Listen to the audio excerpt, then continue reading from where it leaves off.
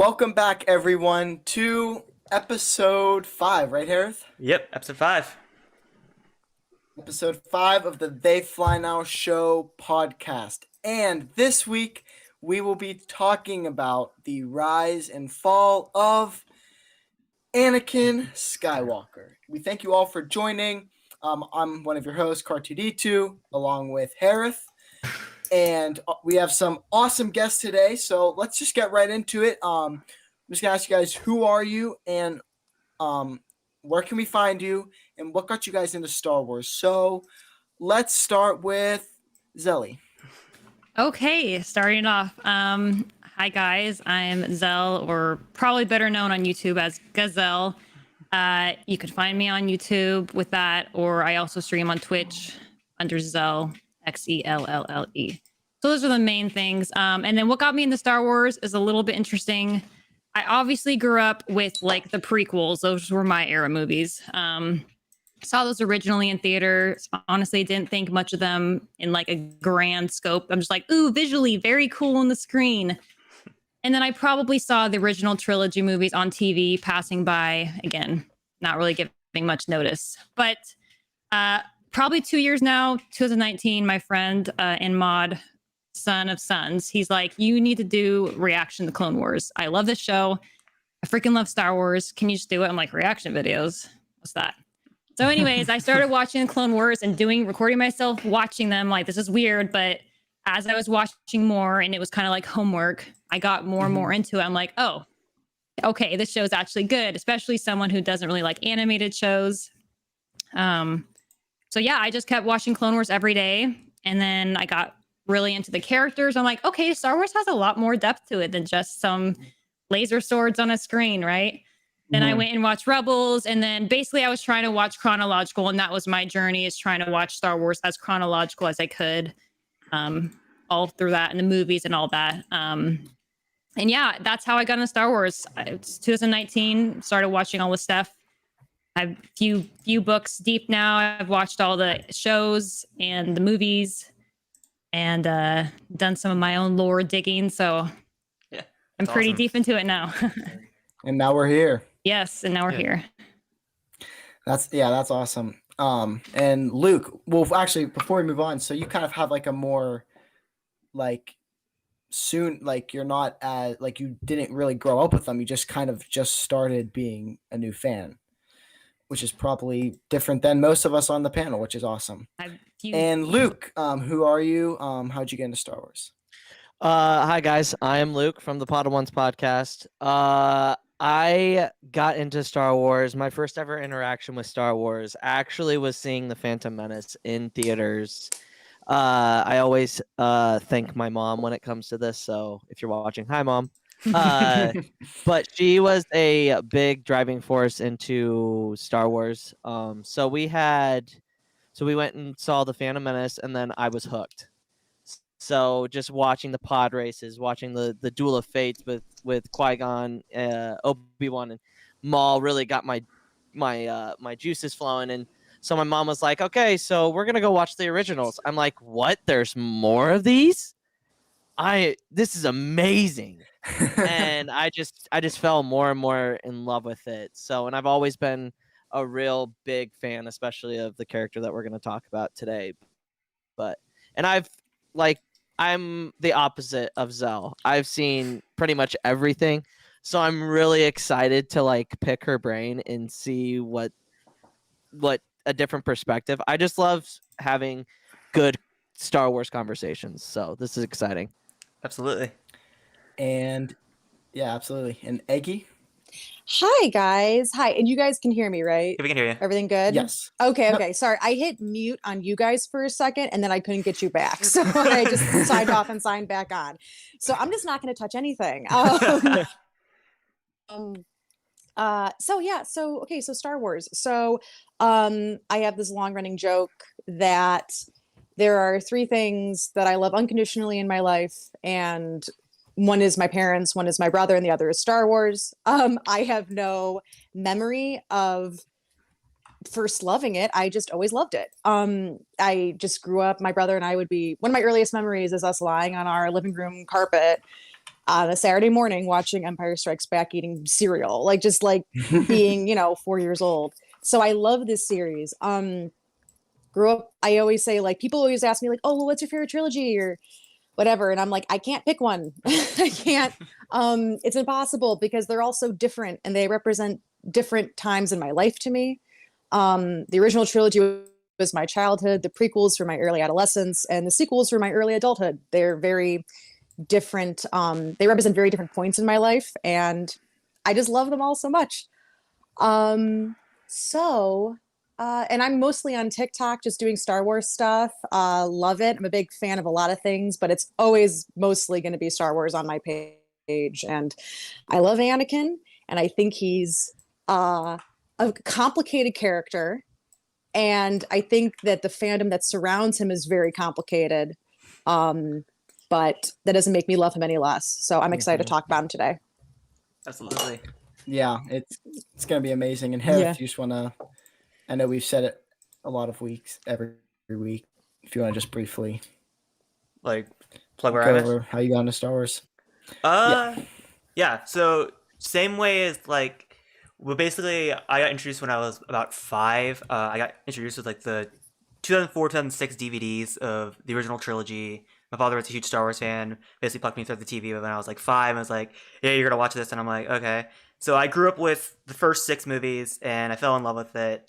Kind of fell out of it when I was like in my older teen years, and then came back to it for the sequel trilogy. So a little bit of both. So I grew up with it, and then I kind of fell out, and then came back. Yeah, that's also a lot where I am, and obviously I'm on TikTok, Car2D too. Yeah, same here. I grew up with it. Dad showed me them when I was a really young kid, then kind of fell off for a few years, and then saw Force Awakens in theaters, and then it was like a nonstop grind ever since. So, yeah, Hereth, you want to go over people in the chat? Yeah, we could. I'll drop people in the chat. We got Xcore, Rando Kenobi, GWGA, Ace Bronx, Johnsky, Neppy. I always mess up the name. The Son of Sons, and Kieran. Son of Sons, you said Zell is your mod, right? Yes, and the reason for me to get into Star Wars. So Well, big shout out to Son of Sons. he's the chosen one in that regard. Good job. He is the chosen one. And that is a good bridge into what we're talking about today, which is the chosen one, Anakin Skywalker. And how we're going to do it for our viewers is we are just going to go movie by movie and talk about kind of main events and what's happened with Anakin and what's kind of going on inside his head. So let's start Phantom Menace. So obviously, during the Phantom Menace, Anakin's life on Tatooine was pretty rough. And how do you let's just jump right into it. How do you guys think that his life on Tatooine kind of affected him going forward? And like, what events and like, what do you think carried over for the rest of his life that kind of traumatized, if that makes sense, that traumatized him on Tatooine? And let's mix up the order. Let's just start with Luke first. Okay, so when I first saw the notes, I was thinking about some of these questions, and I was like, the one biggest thing, and this is throughout his entire life, is that he grew up as a slave, and he never thought, especially from a very young age, he didn't think that he would ever get out of being a slave, right? Mm-hmm. So fast forward from no, hold on, we'll wait on that one. So basically, the one thing that is always a constant for Anakin Skywalker as his psyche is that he knows he's special, but he doesn't know how to like control it and really control his emotions. So when the Jedi pick him up, especially Qui-Gon, they look and they see like the hesitance of like, we know he's special, but there's something off about him. And I think him holding on to his emotions his entire life is something that really is interesting, because he's my favorite character because he is flawed. He is the most flawed character in all of Star Wars history, in my opinion. And it's very compelling because not everybody is perfect, or you have an expectation that you're supposed to meet and then we don't meet it, you know? So, I mean, that's something I would say. All right. And Eggy, same question to you. How do you think Ooh. Anakin's life on Tatooine? So it's and Luke brought up also, by the way, hi Luke, and you go by L or Zell. Zell. Zell. Yeah, Okay, I yeah. thought I heard. I was like, it's not L, it's something else. No Zell, problem. R2D2. It's so nice to meet you guys. Yeah. Hereth, it's so finally nice to see your face. This is great. Okay, so oh God. Okay, so Phantom Menace. It's and Luke brought this up, and it's a complicated sort of part of Anakin's, the way he's portrayed on screen and the way his childhood was. But Anakin was a slave, and I think that a lot of times people kind of, in a way, kind of weirdly sort of forget that aspect of his life, because to George Lucas, do I think he had the best insight on what a slave's life was, or how slavery sort of operates? Like, do I think he was the best person to kind of translate that for the screen? No, I don't think so. But because to George, like I was rewatching the Phantom Menace a while back, and I had a very interesting kind of thought where I was like, the way George sort of perceives slavery in the galaxy is very sanitized. It's very, it seems closer to serfdom than it does to actual slavery. Like there are like children playing, and Anakin, I always joke how like when Padme and Qui-Gon walk into the shop, Anakin's just sort of like drying like a glass, like he's a grizzled bartender. Like he's like, hey, like, and it's not that he and Shmi are happy or that, but there isn't really anything particularly that seems to be particularly harrowing about their life on Tatooine. Now, do I wish that George Lucas went all in and portrayed Anakin and Shmi's life and slave life in general on Tatooine as a harrowing, horrible experience? No, absolutely not. But I do think that because of his sort of sanitized kind of approach to it, a lot of people sometimes forget that Anakin was a slave, and in a kind of a weird way. It seems more like an inconvenience than anything else. Like it almost kind of seems like he's stuck in this small town. He's like, I'm gonna move to the big city one day, kind of energy. But which is why later on in Filoni's Clone Wars, where they go to the slave planet and Anakin is so angry, it kind of hits. So mad. He's so mad. It hits a little different. Like, and Ahsoka's like, whoa, like what's going on? And Obi-Wan's like, oh, you didn't tell you? Okay.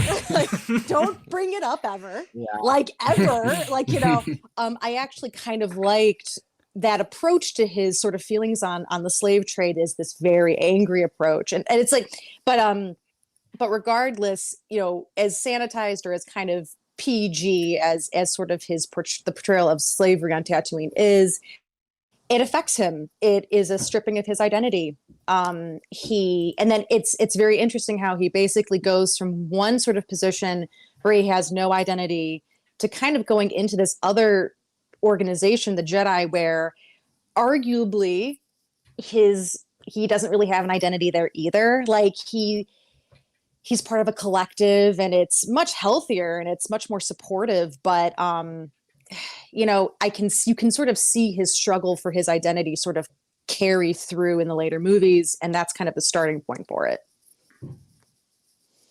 Yeah, for sure. And Zelly or Zell? I'm sorry, Yeah, which one no, is it? it's perfectly fine. This is my fault.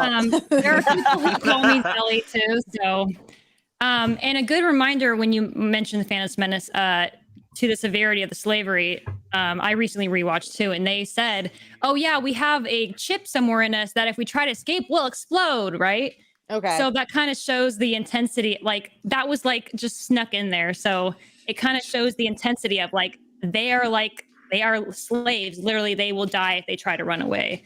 So it's pretty intense there. That I'm like, oh, it's kind of like a really dark seed they planted in the rest of this movie that's kind of whimsy and more lighthearted. But yeah, on to like, I think clearly, obviously, the slavery is a big part of his childhood, but as kind of the beginning seeding of his hatred, like anger is in there, but like he is hating everybody that he interacts with. Basically, it's just his mom and his friends that kind of tease him. You know, it's in a kid way, but they don't understand his obsession with the pods and stuff. And it's hard to probably have like a relationship, a normal relationship. I mean, Anakin, as we see, is a very emotional person. And when he's young and as a slave, he can't really express himself fully. And then, like you said, later in the Jedi, also another holding in your emotions. You can't really do that. So someone that's very lots of emotions in him, holding and bottling that up, it just doesn't obviously end well for him. So the beginning of the hatred in his childhood and life on Tatooine is not a good start for an emotional person such as him. So Yeah, definitely. I think one thing to note is right whenever he leaves Tatooine, the first thing he feels is cold. He's right when they get on the ship, he's cold and he's just kind of there. He's lonely and cold, and it's just not it. And then again, going into the Jedi, who are super strict on emotions, is definitely not the right combo. No. Hereth. Yeah, that's definitely not the right combination. So I feel like that's a good transition into how does the initial counseling rejection of him play into his like a kind of eventual like status in Phantomus and maybe even his fall. Sorry, my video cam just went out. Oh, you're good. Yeah, so let's start with who did we start with last time? Luke. Me. Luke. Let's start with Zell. okay, how was initial council rejecting Anakin? You know, again, maybe this first kind of, you know, Anakin finally kind of got a taste of some choice in his life, right? Slavery, you have no choice, except this pod thing was like his fun outlet. Kind of accepting his freedom, but again, your freedom to a point, you have to join the Jedi Council in a way, right? Or the Jedi, Order. So he's like, okay, cool, I want to be a Jedi Master. And so the initial rejection doesn't feel good because he's like, wait, I thought I got all my choices finally. Like, and so again, an emotional, frustrated, and angry teenager essentially is being told, sorry, you don't get everything that you want. And that's kind of hard for somebody to accept because he thought maybe this life of freedom means you get kind of everything that you want. Because he doesn't really know the real world too much. He knows a very limited slavery life and then Jedi Order life, which is, again, in some ways, you could have interpreted it to be slavery in its own sense. It's a cult mindset and that sort of thing, identity. So, yeah, that is a big kick in the gut for him to not trust the council, because that almost feels like a lie to him, because he feels like these promises that were made, even though they didn't in particular say that was possible, in his mind, that was a lie, the first lie they may have told him. So that is a big part of him not trusting the council and the order. Yeah, definitely. Let's go, Eggy. Okay, yeah, the initial like rejection, Zell's totally right. It's I always get so bad. They're so mean. I'm like, he's 8. Like, what is wrong with you people? Like, I get it. And it's like, I have a lot of friends that are like big Jedi defenders, and I totally understand. Like, I get it. It's an organization. This isn't mollycoddling. I get it, but I always feel that little tinge of frustration every time they're like, yeah, whatever. Like, they're just so like dismissive of him, and he's just this little kid. And I just get so like, oh, you guys are such jerks. Like, God, why? But I definitely think that instilled in him that rejection and that like sort of dismissal kind of really in sort of instilled in him this sense of, I'm going to prove you wrong. Like, Anakin Skywalker is the biggest showboat ever. I'm the best pilot. I'm the best Jedi. Like, he is very, very adamant about, really,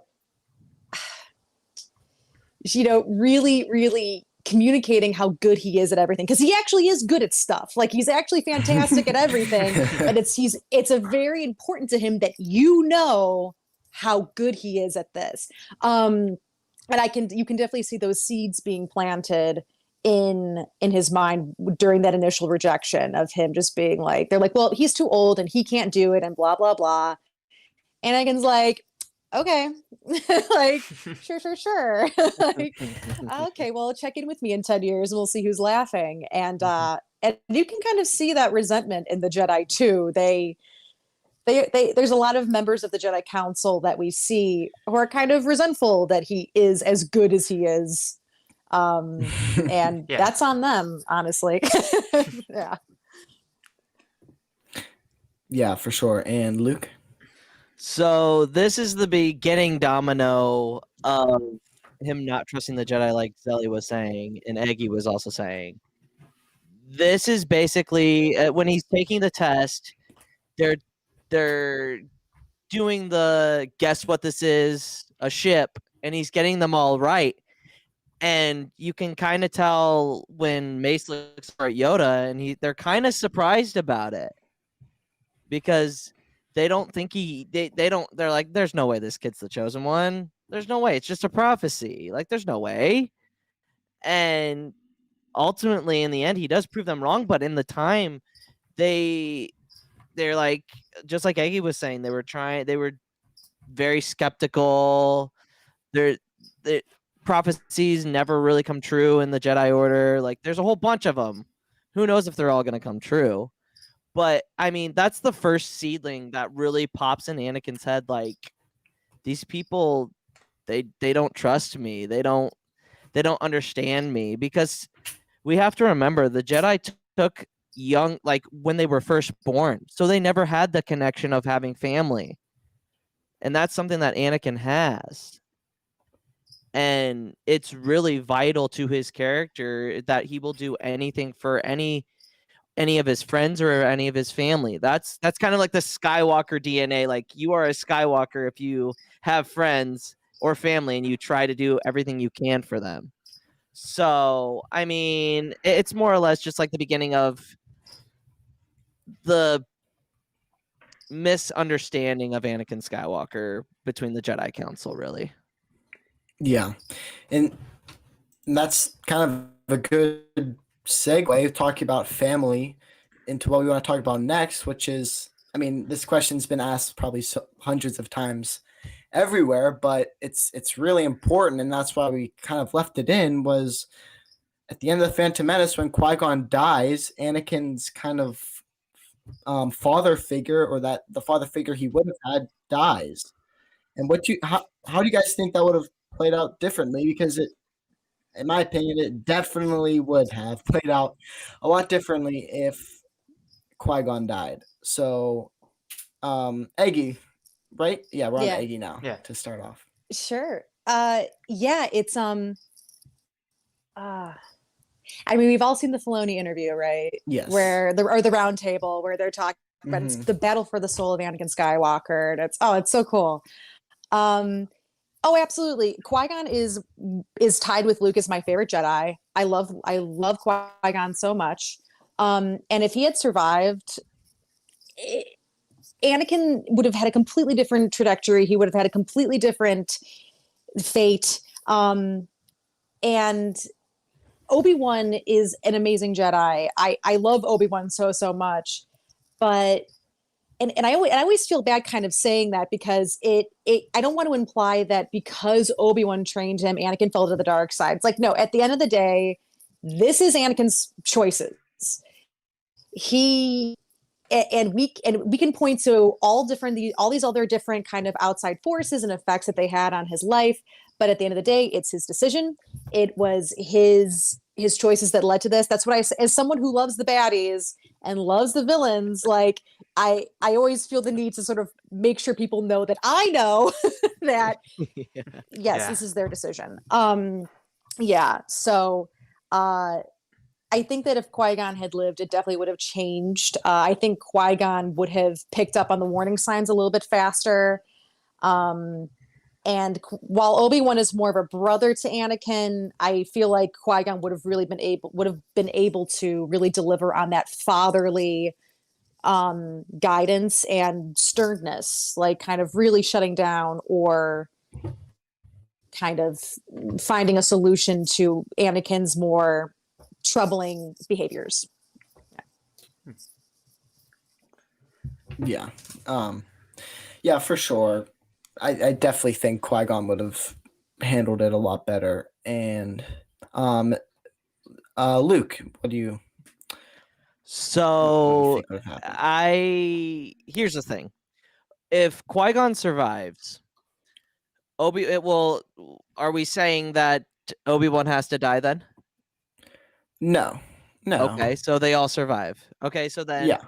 So then you have a little bit more help with Qui-Gon and Obi-Wan, because now Obi-Wan can kind of be that older brother that we actually see in the prequel trilogy, or well, more or less the third episode in particular.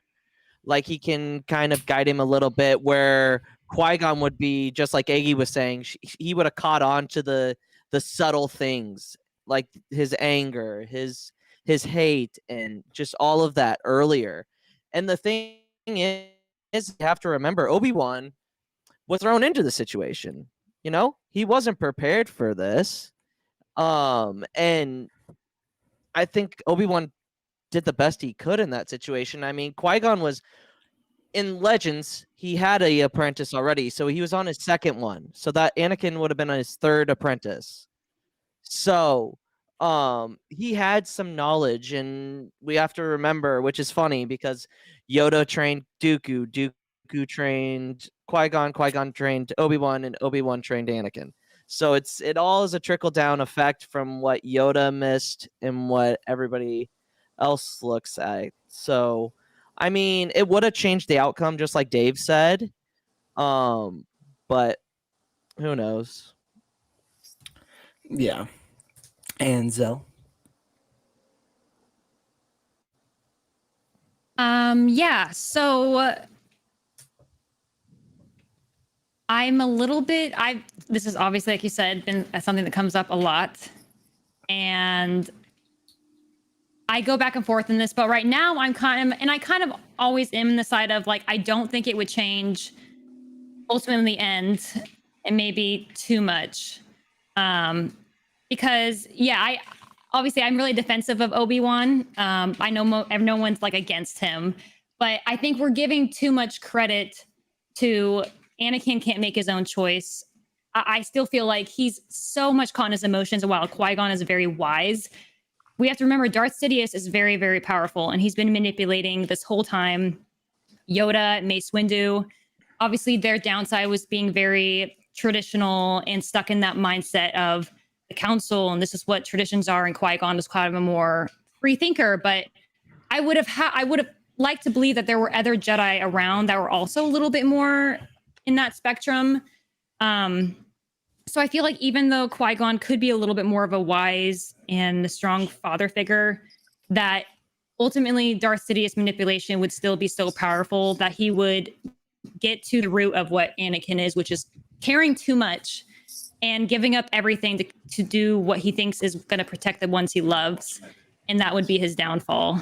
So I am on the latter where I don't think that it would change the outcome of the whole saga. It may delay it a little bit, but it wouldn't change it. That's interesting. That's kind of how I think it too. I don't know, Hereth, what do you think? For me, I'm kind of in the camp that I think it would definitely. I think Qui-Gon would have like adjusted. Like in A Master and Apprentice, they talk about how like Qui-Gon got assigned to Obi-Wan because Obi-Wan was also a little bit rebellious in that his nature, like at first when he was a youngling and a Padawan. So they assigned Qui-Gon as like the rogue to like throw off Obi-Wan, to kind of like put him more towards the council like lining, because Obi-Wan kind of needed that at that time. So I think Qui-Gon and Anakin would be a really good pairing, because Anakin's very similar in that nature of like, I think Qui-Gon would push him more towards being more like towards the council, more towards the books. So I think that would happen. I think he'd kind of be more like Real Ross, like in Master Apprentice. I think he'd be kind of like, I think he'd be in the council for a couple of years. He'd be a Jedi. I think he'd go get all the way to Knight and then kind of leave the Order. I think his love with Padme would just kind of push him out the door, and I think he would just leave because he goes, the Jedi life is not for me. I think Qui-Gon would push him towards that path. I think because yes, Obi-Wan as a teen kind of helped like push him towards the path of choosing the Jedi Order over your love life, but I think Qui-Gon would be more of like, what do you want type of thing. So I think Anakin would just up and leave the Order. I don't know if Palpatine could still get to him by that point, but I'm more in the camp of Qui-Gon would help adjust that. Yeah. And I'm kind of with Zell, which I guess would be the unpopular opinion here, because I feel like the Force gets what the Force wants, and if Anakin was that chosen one, I think despite what happens to Qui-Gon, it's kind of gonna happen no matter what, and there's nothing you can really do about it, because if no one was powerful enough in the Force, like if no one's that powerful in the whole galaxy, then I feel like it's still gonna happen. Yeah. I mean, obviously it's a what if, so that's why it's. Come on, Disney, make a Star Wars what if already. Come on, give us what we want. You beat me to the joke. I was like, oh, what if? Hey. Real quick, shout out Brian with the beard in the chat. What's going on, Brian? Brian's the man. And someone else I missed. Oh, Low Shadow. Thank you so much for joining. So, moving on. We see there's some comics in between, which I don't know if any of you guys read the Anakin Obi-Wan comic run. Yes. Yeah. You have? Mm-hmm. Eggy, you have also? Mm-hmm. Yeah. So is there, I haven't. Hereth, have you? I haven't read it either, but I know some stuff of it. So is there anything, because I've not read it, and spoilers if you haven't, is there anything that happens in there that's kind of dramatic, just to kind of fill that gap before we move full on into Attack of the Clones? Eggy, do you want to go? You can go first. Okay. So there is quite a bit. I mean, there's not a ton, but the arc is Anakin and Obi-Wan going after a distress signal. Of course, they do that more than once with those two. They always go after some distress. They go to a planet where they have no, like, the inhabitants have no idea who the Jedi are. Oh. Like, it's kind of like a Romeo Juliet, but like there's no love interest. There's two factions that are fighting each other. And at this point, Anakin's this is probably like 5 years after Phantom Menace, I think, right, Aggie? Yeah. Around that. So Anakin he's kind of hitting that spot where he is debating leaving the Order at such a young age, which is interesting because it's like we see Anakin in all of the movies and we just think, oh no, he didn't struggle. There's no way. But he did. He struggled a ton. There's I don't know how to explain comics very well, but there's a picture where he is actually taking on a hologram of Darth Maul. Mm-hmm. And he is able to defeat him, but also gets another hologram comes in from behind and knocks him over, and he just gets frustrated, kind of like Luke does in Empire Strikes Back. But I mean, and then you also see Palpatine kind of doing his little thing as well. Aggie, if you want to talk about that. Yeah, the reason I wanted you to go first, Luke, is because I read it a while ago. And so I can't, but yeah, hearing you go back in on it. Yeah, I'm remembering a lot of other stuff now. It's really, really interesting seeing Anakin's self-awareness. He's not, I sometimes think people kind of lump Anakin into like, like kind of like this dumb guy or something. Like, I don't know, like, or he's only driven by his emotions and he just can't think or anything. And it's like, no, like Anakin is a deeply intelligent person, and he's even though he allows his emotions to get the better of him, it, I actually think he's kind of emotionally, he shows these like sparks of deep emotional intelligence, and that's definitely happens in this comic where he looks at Obi-Wan, he's just like, I don't know if this is the right place for me, and I don't think that I could be what they want me to be, and I think I should just go now, like, which is also intense for how old is he, 12 years old, like he's a kid. Yeah. And you definitely see the foundation of Palpatine's grooming, and just that slow poisoning. I always say that Anakin Skywalker is a good man, but he has a poisoned heart. Like, Oh, yeah. there's just this God, this chasm he can't bridge. And Palpatine definitely feeds into that and instills in him that sense of, God, he's such an asshole. He's just like, he's like, oh, my boy, and I need your, like, I mean, I know this is Revenge of the Sith, but he's like, I need your help, son. I'm like, fuck you, like, with your dad shit. Like, he wants a dad, and he just feeds into it, and just, I'm so proud of you, and and like, oh, you have so much promise. Like, oh God, it's just such coded nonsense bullshit. Yeah. And we're talking about Palpatine, so I've started swearing. So we're getting to the heavy stuff when I start swearing. Yeah. But it's I almost knocked myself over here. But it's a wonderful comic, and it's short. It is very short. Recommend everybody pick it up. I got it like super cheap off of thriftbooks.com. So yeah, it's a wonderful comic. It has weirdly mixed reviews online, but I'm like, plebs, it's good. Yeah, I enjoyed it. And the best part about it is which is funny because it's Palpatine. The Palpatine stuff is so interesting because, not to take it back to Phantom Menace, but the real manipulation starts when he says, we will watch your exploits with great interest. Boom. There's the seed. There's the seed. Mm-hmm. Yeah. So he, in the comic, he takes Anakin down to the slums of Coruscant, where all of like the grimy, like, think of 1313, the video game that was never released, which should have been.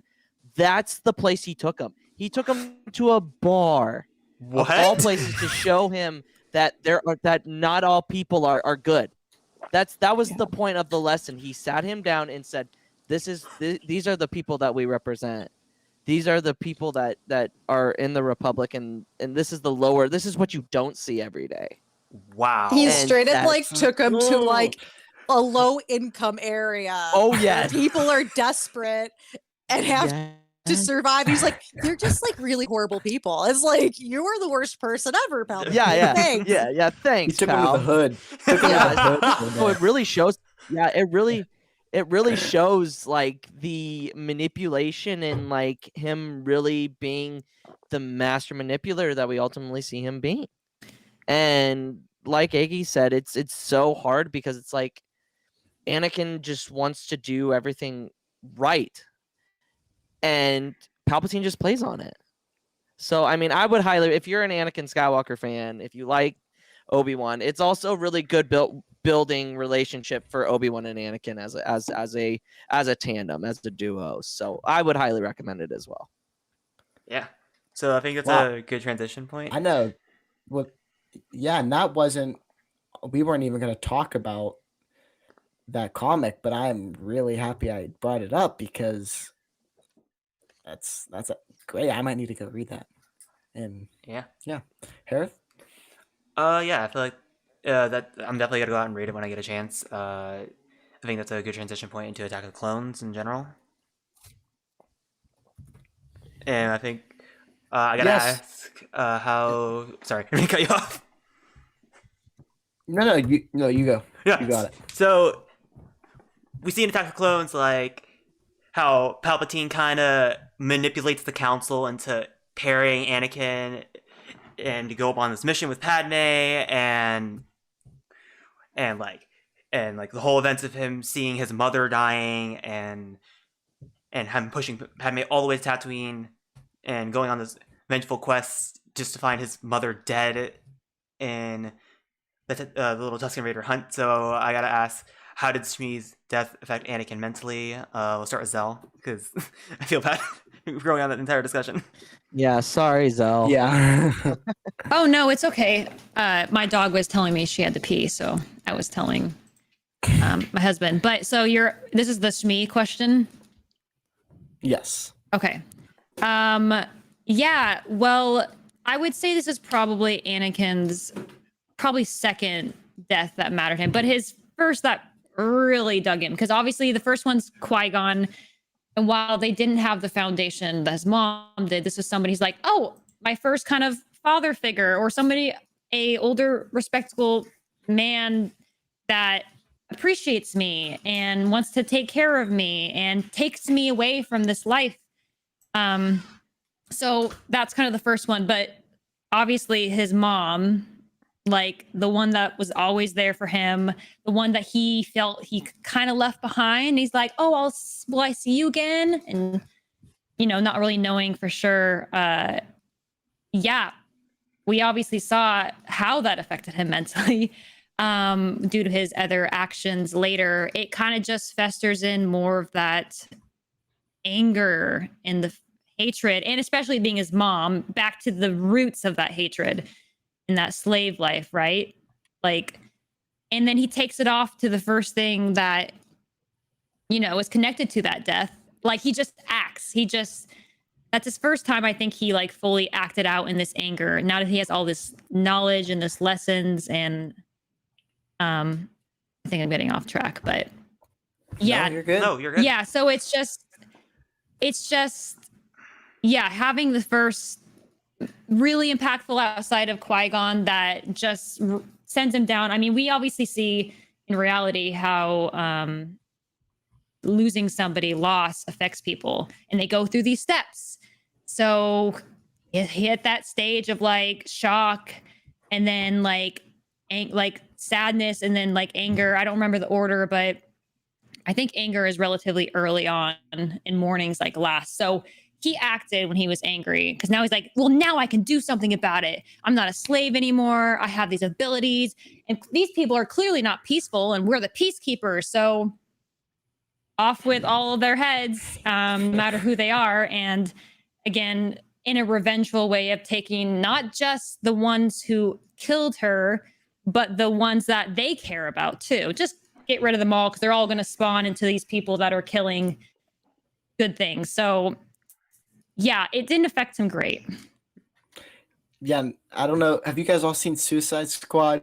Because what's the one quote that Peacekeeper? I was just. I didn't see the second one, but I think it was in the trailer, so you guys can say it, right? What is it, Eggy? He Do you know says, the exact quote? I don't care how many men, women, and children I have to kill, as long as peace is kept for peace. Like I was just thinking that. I'm not gonna lie. When I heard that quote, I thought of Anakin. Like, Yep. Yeah, I'm like, that sounds like Anakin. Yep. that sounds like For Anakin. sure. Definitely. Yeah, Luke. So this is the biggest domino, or not the biggest domino. It's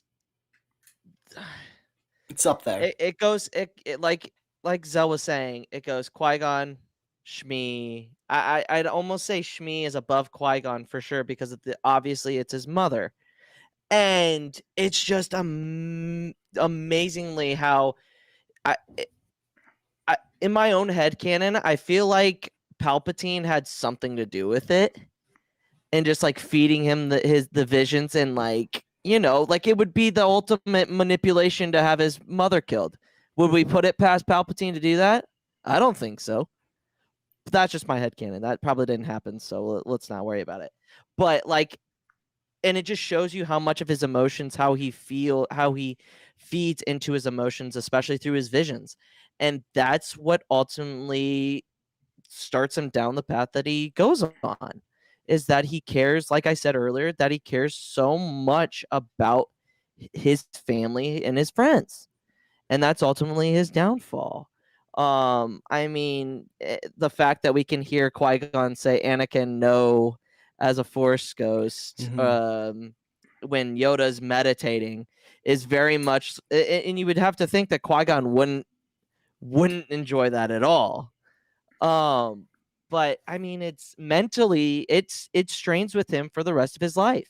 That was his first great failure in his mind, that he couldn't save his mother. He wasn't there in time. He promised her that he would come back. He never could. And that's one of the resentments of the Jedi Order that he has. He thought, I'm going to become a Jedi Knight and free all the slaves. Nope, buddy, that's not how it works. And again, it's very much real world.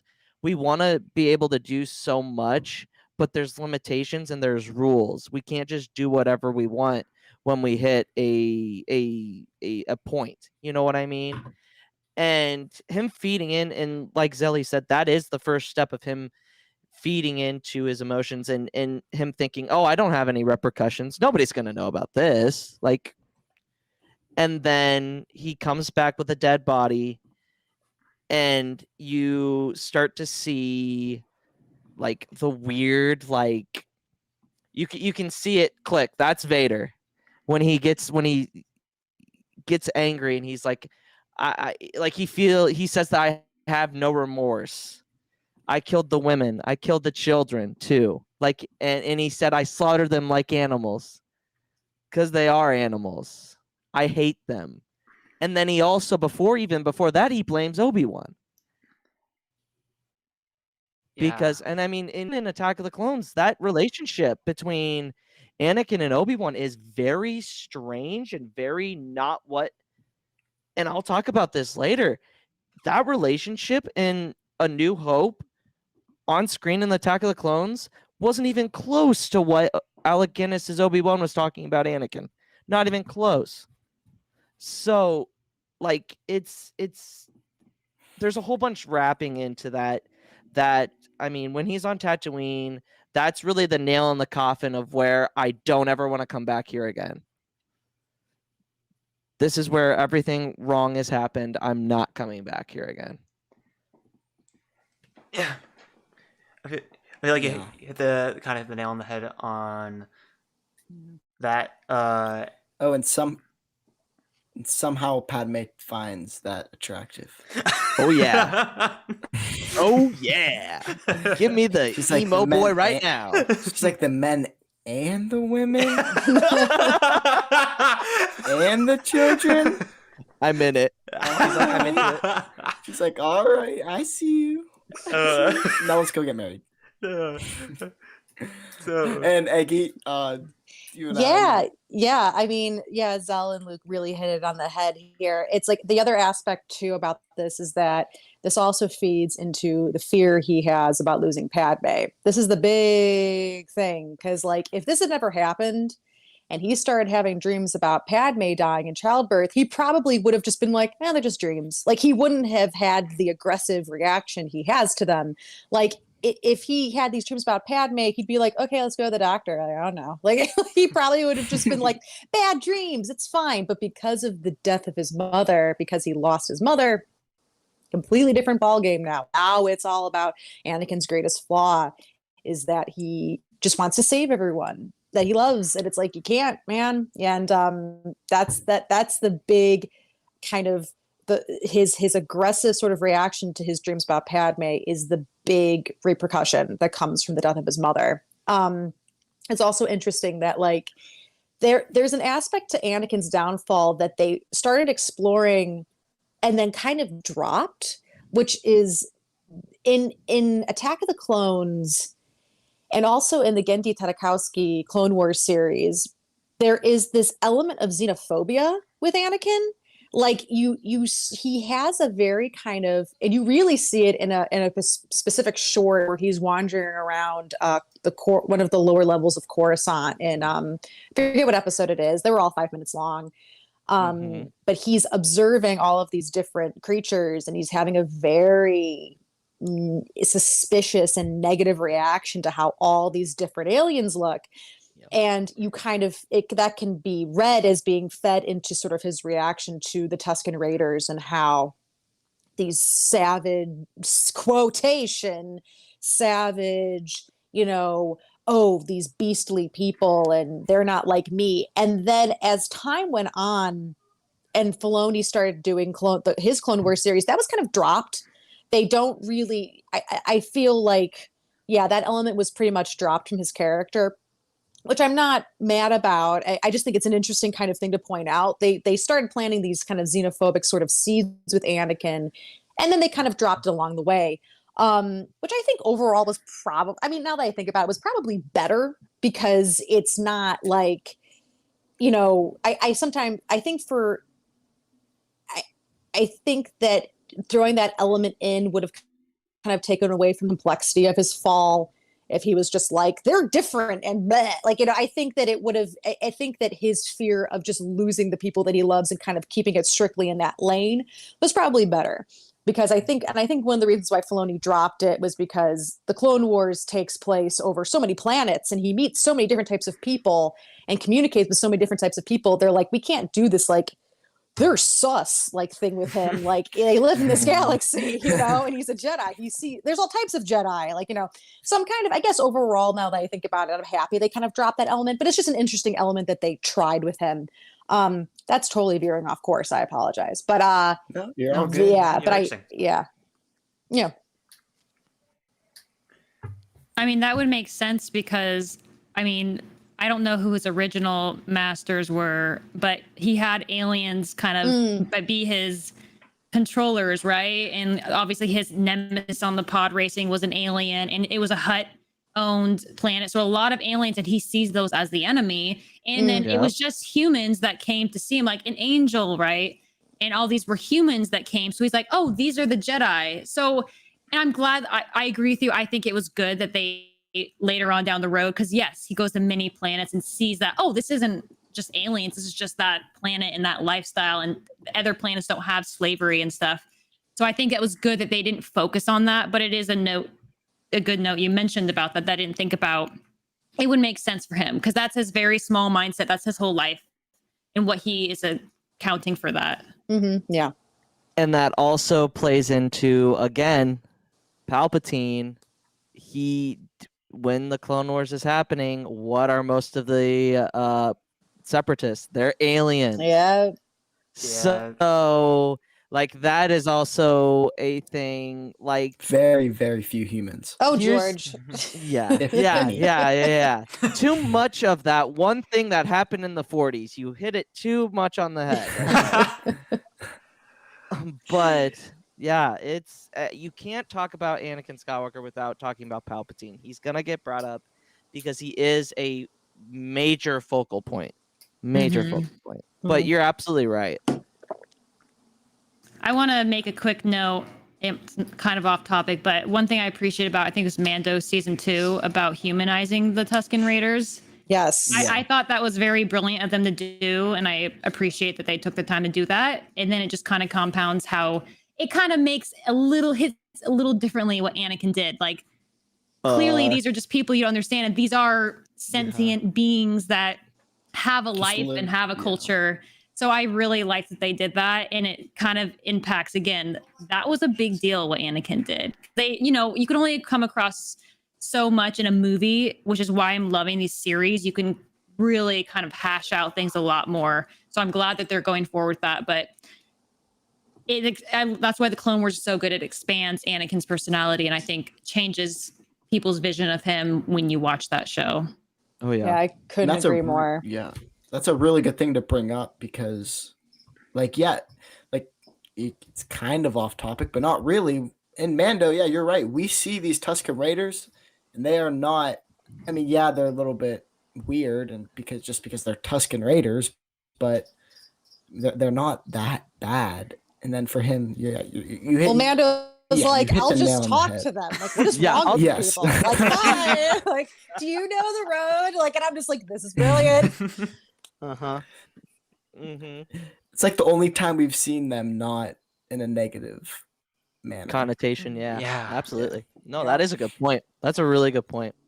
Absolutely. I never thought about it Because that it's probably way. focused more from Anakin's perspective in the movie, you know, whereas Mandalorian, he's like, this is how I perceive them. They're just people that speak a different language, and we're coming on their territory. Like you said, let's just talk to them, right? Yeah, pretty much. Like, put your And gun away. Calm down. Like, what is? He's like, they're gonna kill me. It's like, cause you take your gun out, you idiot. Like, Yeah. Yeah, like how many people have went up to Tusken Raider and not had their gun out? yeah. Probably every single person. Like these poor guys. Like they Yeah. hate it. They're just like, Mm. Yeah. we just want to eat. Hereth? Yeah, I kind of agree with that. Like, I never thought about it that way of like because like I never thought about like how Mandalorian season 2 kind of does humanize the Tusken Raiders. It kind of makes Anakin's actions in Attack of the Clones like way worse because now you're seeing this other side of them, and you're like, ooh, Anakin really took it that far. Like it was already horrible when he did it in Attack of the Clones. It's just like it makes it even worse. It's just it takes it to that extra level. You're just like, yeah. Mm-hmm. Now you still can't just push the fact away that they tortured and killed his mom, No. but it definitely humanizes him a little bit. Oh yeah. Yeah. But it could be interesting what you said before in your headcanon. Maybe that was a manipulation by Palpatine. Was that a new random thing they did? Or was it just another, like, let's just take this random person? You know, like, it really could be Palpatine. Being a piece on the chessboard. Mm-hmm. He's playing chess. We're playing checkers while he's playing chess. Yeah. We need some answers. We need answers. Yeah, we need answers. because that No, I love the headcanon mystery. seems very True. The mystery makes it more We can't interesting. have it both ways, can we, Eggy? Yeah, those are all amazing points by everyone.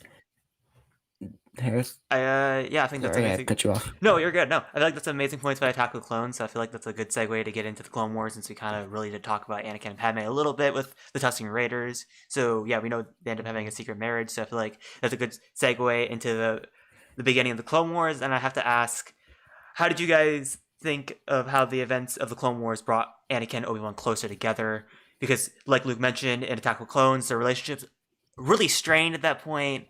They're very disagreeable. They're like very it's like Obi-Wan's kind of trying to like act like the father, but it's not really working. So I kind of want to open up the floor to Luke, since he brought that point up originally. So Luke, what are your thoughts on the events of the Clone Wars bringing Obi-Wan and Anakin closer? So this is my take that the Clone Wars as a entire show saves the prequel single-handedly. Because like I will go back and there are people in some of the TikTok community that throw this at people like, well, like if you're gonna get technical, then because there was a conversation where I was like, if you don't pay attention, look at the relationship in the prequels. It is nothing like what Alec Guinness's Obi-Wan portrays Anakin as, not even close. So like to see that Anakin and Obi-Wan have a back and forth, can jab at each other, but can also joke.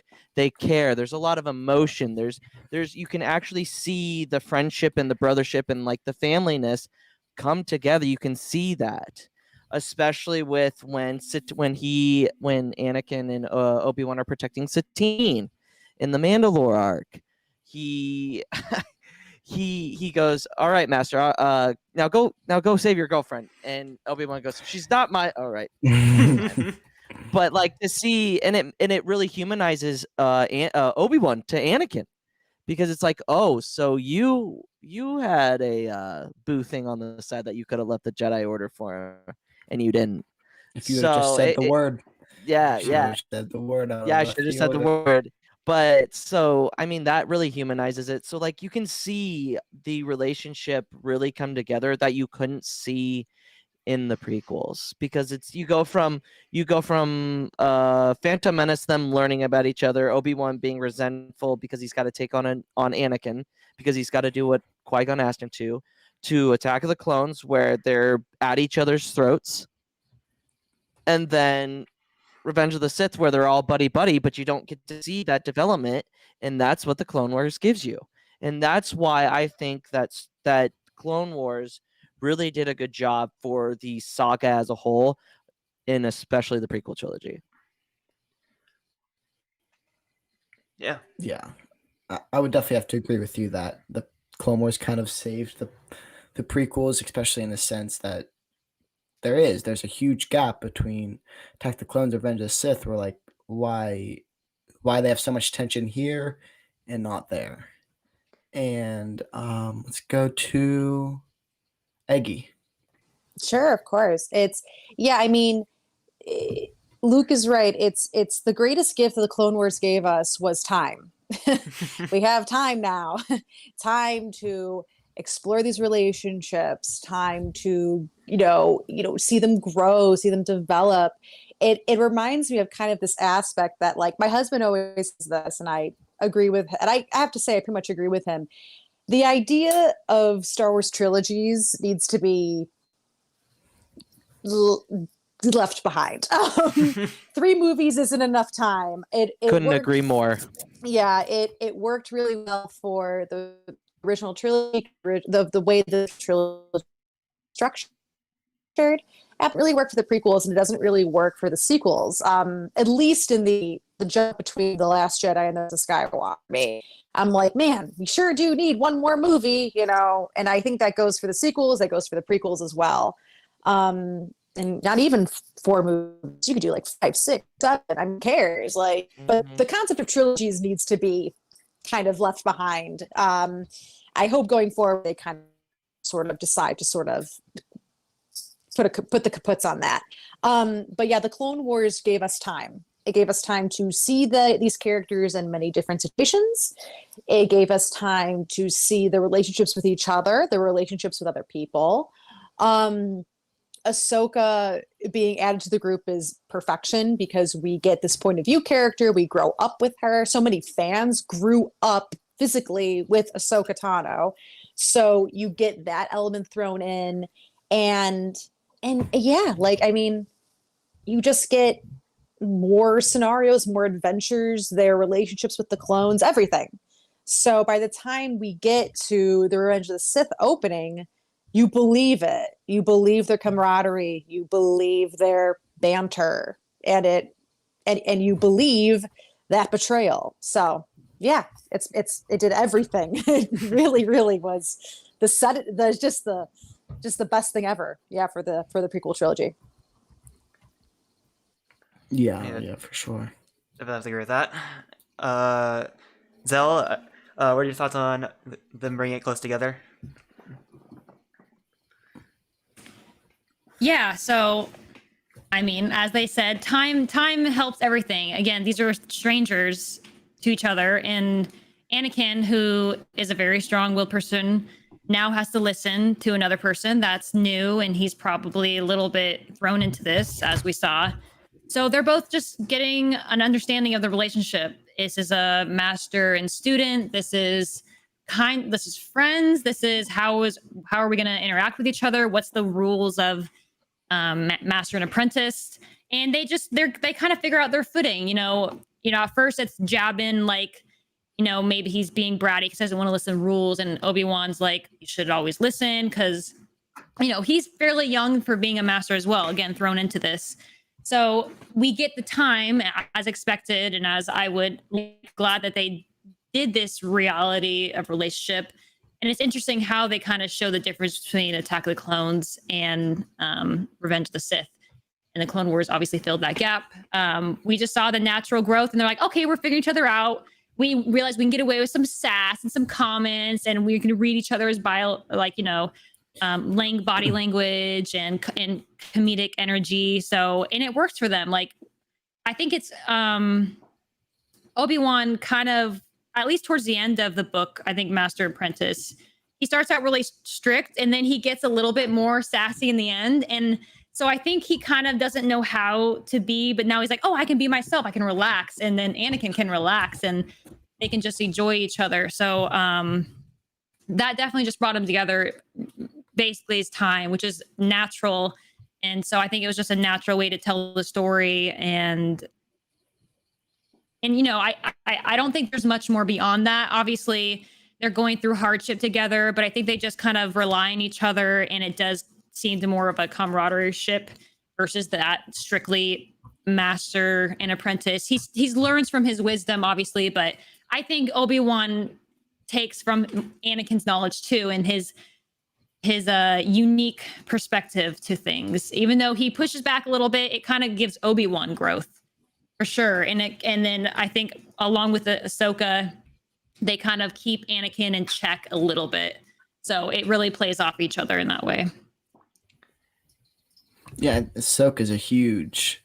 I mean, I think it's a huge part to kind of his betrayal, and that's a good segue. We're going to talk about next, which is how did Ahsoka, this Padawan that Anakin didn't really even know he was going to have, affect him, and how do you guys think she affected his turn to the dark side?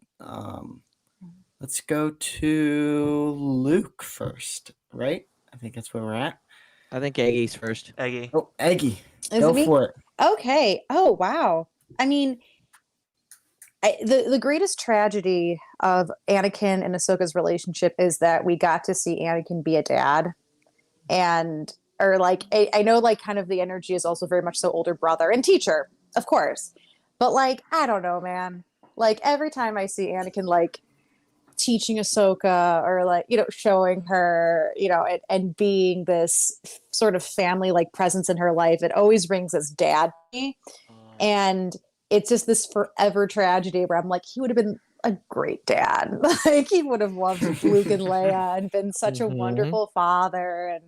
And you kind of get, and you even get it with Ahsoka's relationship with Padme, like because they they love each other. Like Padme and Ahsoka are like super affectionate with each other, like love each other. There's also the aspect that Ahsoka's like, I know, like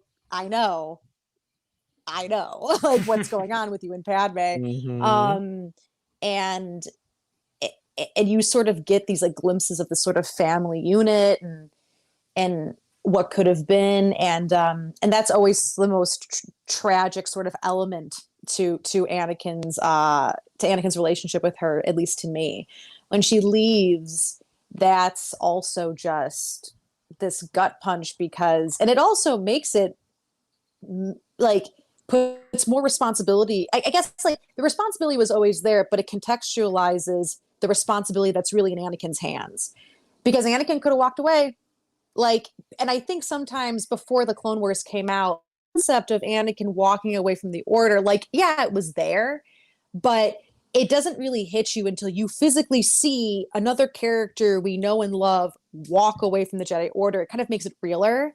And you're like, you could have left. Like, you could have gone, man. And there's, but he doesn't, because Anakin wants to have his cake and eat it too. Anakin, like, I have a lot of theories about why Anakin doesn't walk away and sort of the real reason that he and Padme get married, which we'll probably cover later. But it's but watching Ahsoka leave puts more contextualizes the responsibility that he has, and just she does everything he couldn't bring himself to do, and it's just absolutely tragic, but it's great. It hurts so good. Yes, we love this thing that just kills us inside. Yeah. Let's go, Luke. Next. So I keep bringing up Domino's, but this is the next biggest one for him, is Ahsoka leaving. Like we said in the beginning of the Clone Wars, he didn't expect to be a master, but when he did do it, and like Ege was saying, he would have been a great dad. The way he handles things with Ahsoka, especially in the first season, like teaching her things and kind of building her kind of personality a little bit, like Zelly was saying earlier, Obi-Wan and Ahsoka keep him grounded, but like he teaches Ahsoka to be more like him, and it's really, you can see that in a lot of different arcs, especially when when she gets captured from the Trandoshans. She uses skills that Anakin has taught her and the obscure ways that he has taught her to survive. But when she leaves, that's another mistrust, because the Council did not trust Ahsoka enough to bring her back into the order when she had the opportunity to, which is huge for her character, because it's like, if I come back, it's going to be a mixed view of, did I really do it? Did I not do it? Are they going to really trust me? Whereas Anakin is in that stuck position where there's nowhere I can go. They're going to either trust me or they're not going to trust me. So seeing her leave kind of gives him regret of like Iggy was saying, it's kind of like when he watches her walk away, he's like, I want to do that too. But he knows that there's so much responsibility that he has, especially in the Clone Wars, and being the chosen one, which he is the chosen one for people saying that he isn't. He is. It puts a whole lot on him, and that just puts another domino effect falling of, this is why I can't trust the council. And also another one is Obi-Wan doing the bounty hunter arc. They didn't include Anakin on the joke, or not the joke, the plan, and that also strains on the relationship between him and the council as well. So it's just a whole lot of building for that character, and it's huge for his character to not have Ahsoka there. And then when she shows back up in the Siege of Mandalore, you see him so happy. You can see that joy of like, she's back, like she's gonna be back. And the other arc that wasn't even aired was the Utapau arc, where Obi-Wan and Anakin are literally sitting in the middle of Utapau, and they are talking about how, and it's foreshadowing, and I wish they would have kept it in here. He says, how would you feel if I became a disappointment? And Obi-Wan goes, it'll never happen. And what happens? It happens. So it's just missed opportunities, but like being able to see that concept and see how much, again, he is the most caring, using his emotions. It all comes back to that. And that's the one of the last dominoes to fall that really gets it turning into what we're going to be talking about. Yeah, I like how you brought up the Trandoshan arc and how Ahsoka kind of is using the skills that Anakin's taught her to show that Anakin is a pretty good master to Ahsoka, and he has these humanizing traits to him that you don't kind of get to see in a lot of other things. It's like that whole time. The other two, not to get kind of sidetracked, but the other, I forget their names, the other two people who are captured, they just kind of just want to sit there and hide out. And Ahsoka's really using those skills that Anakin taught her. No, we're gonna go. If we die trying, then we're gonna die trying. But we're gonna keep moving forward. Yeah, I feel like that's a good segue to Zell. What are your thoughts on Ahsoka's friendship with Anakin and how that kind of affected him? Yeah, everyone touched on good points about it. Obviously, this was somebody that Anakin cared about, and we know how deeply he cares about people once he gets to know them and trust them. And especially, Ahsoka was kind of like a mini Anakin in some ways. Like, you can see they were playing off the comedy, and she was rebelling, doing a lot of things that Anakin did. And again, like you guys said, taking the tools he taught her that was different than everyone else to survive, to think outside the box. That kind of really did her justice. So he felt a very fond kinship with her and like familial bond, obviously. I always saw as an older brother, there were elements when he was more kind of mature and had this like fear of like, or like dying or something, that you saw like dad mode come out, like very protective. But like otherwise a lot of it was the older brother, like learning, like let's do these things together sort of thing. So just another person that Anakin deeply cares about. You know, he's already lost his mom, but he deeply cares about like Padme, deeply cares about Ahsoka, and you know, cares about Obi-Wan, obviously. But obviously, it's not only caring about her, but a reflection of himself, seeing this person being hurt by the Jedi Council and then choosing to leave or being forced to leave, essentially. That felt like a personal attack and not only an attack on her and caring about her, but a personal attack, since the teachings were his teachings and a reflection of him and who he was. So that affected him. Again, another punch in the gut against the council, and again a little against Obi-Wan too, because he probably felt Obi-Wan could do more. And even though, you know, Plo Koon and Obi-Wan, they kind of voted in regards to Ahsoka, he feels like, but you're in the council, you should just be able to do it, right? And so it's a big disappointment that something that reflected him was denied yet again by the council. And I think he didn't leave because he had so much tied in the Jedi already. Everything he knew, all of his power at this point was from the Jedi. He's like, I must grow stronger. And I don't remember if he had already had the conversation with Palpatine already. Was that in the third movie or the second one? With the conversation about like, oh, you won't learn it from the dark side. Oh, about That's the Satan. third one. Third one. Okay. That's Yep. yeah. Well, Yeah, getting we're ahead of coming to that. myself, but yeah, You're so it's fine. essentially just more distrust of the Jedi Order, of the Jedi Council in particular, and again, even against Obi-Wan, because even though ultimately Obi-Wan didn't have the power, because what they say, like Yoda, Mace Windu, and you know, more hands, Anakin would just expect, you know, he has unrealistic expectations sometimes. So he just, everything that he trusts and cares about is gone now. And the things left behind are he doesn't trust as much. And that's just the beginning of like the steps going down at that hill that leads into the Revenge of the Sith. Yeah. Yeah. That hit the nail on the head. And that's probably a good bridge. And if anyone has anything else to say about Clone Wars, speak now or forever hold your peace. And all right, let's go to Revenge of the Sith. Oh, I might say one thing, because I don't want to discredit Padme, because especially Clone Wars and obviously Attack of the Clones, they had a very unhealthy relationship at times. I would feel like kind of toxic.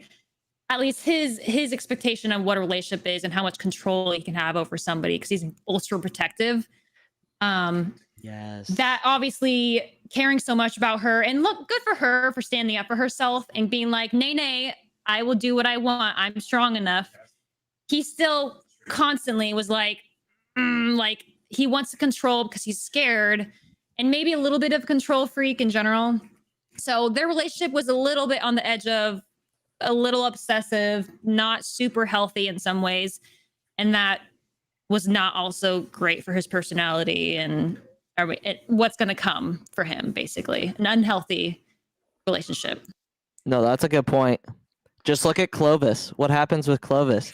He damn near beats the guy to death because and it's not just once, it's almost twice. He does it in season 2 and then he does it in season 6. And you're right, it's very unhealthy. But for some reason they make it work. And it really does. They really did a good job Clone Wars wise with Padme. And you're absolutely right. Yeah, you really see how strong-willed Padme is throughout the entire Clone Wars, Yep. yeah. and it's something. She's very much like Leia. I mean, in a it's way. on.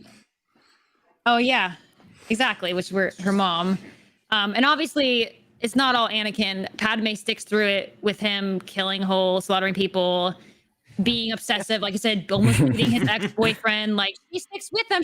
She's like, I love you. I'll forgive you. And like, I guess I feel like she should be a little bit more like, maybe we should separate, or maybe you should think about things, which wouldn't go over well with Anakin. But that's the issue, is he has unhealthy expectations and probably did not help his growth and how to deal with emotions, that she just kind of like kept sticking with him no matter what he did. And so he didn't feel a sense of loss in that way outside of her physically dying. Yeah. So 100%. Yeah.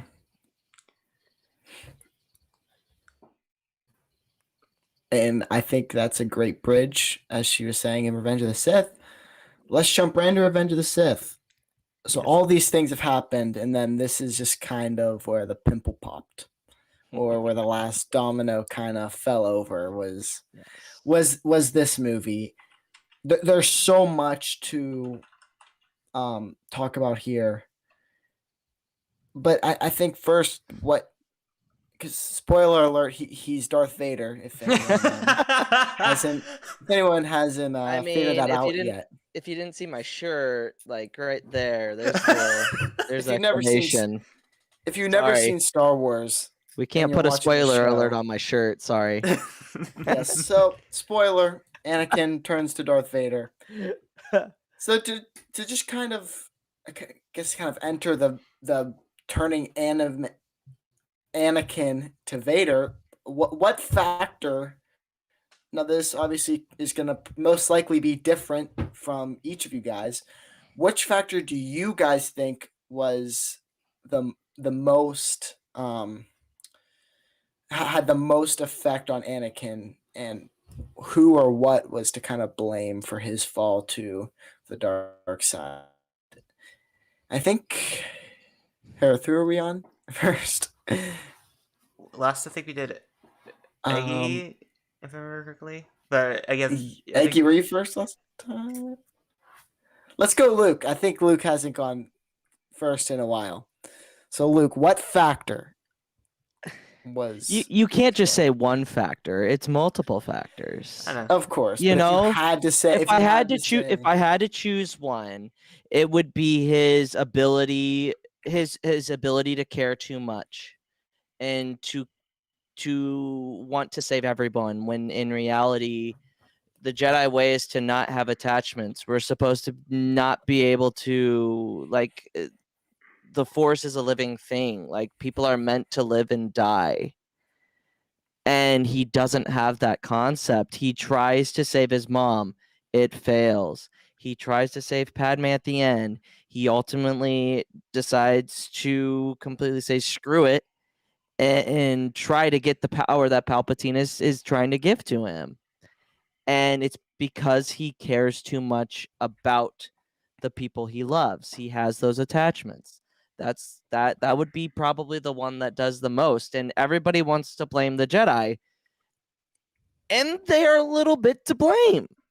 It's not just Anakin. It's a two-way street here, folks. It's not just Anakin as the character. It is also the Jedi Order is flawed, and they don't realize it, which is funny because in the High Republic, it's completely opposite. So I'm just saying Anakin would have been a great Jedi in the High Republic. Let me just say that now. Yeah. Zelly? I mean, you kind of ended, obviously, there's a lot of factors at play, but like you said, I was a big proponent originally, and still am, of the Jedi Order, but the modern Jedi Order, this very stuck in this tradition, long term, being very firm, is a big, basically being so emotional and then having to forcefully bottle it in. You're like brooding. That's like brooding emotion, and it comes out one day in a big explosion, aka Vader, or slaughtering dozens of people, right? So if that was a major factor, honestly, being part of this modern day Jedi Order is the big factor. Like, obviously, Sidious is still there manipulating. Even if he didn't join, he'll have that issue. But if he had teachings from somebody and he was able to express himself and deal with it healthily, like, I think I saw a comic, they're joking like, Anakin, go to therapy. Like, if he had a healthy way to deal with emotions, that'd be fine, because I'm a sensitive, emotional person, and you just learn to cope and adjust. But being forced to be like, no, you got to turn them off, that doesn't mean it's not happening. He just is, he can't show it until he shows it later on, and like I said, in a big explosive way. So yeah, honestly, being a part of this Jedi Order, and a good point you mentioned, like, maybe he would have succeeded in the High Republic era, and it would have been, he would have had more fluid, acceptable teachers and understanding that emotions are completely natural and to let them come out, but then just don't let them control you. That was the thing, this era, was that they didn't even let you seemingly express them as much. They were a little bit more strict. They understood people would feel despair or that you would mourn, but it was like you had a shorter time to feel that. Whereas this one, where he needed that time to fully experience it. Maybe he just needed alone time and to mourn and have that time. But so yeah, that's what I would say is this current era of the Jedi Council. Oh yeah, like definitely. And Eggy?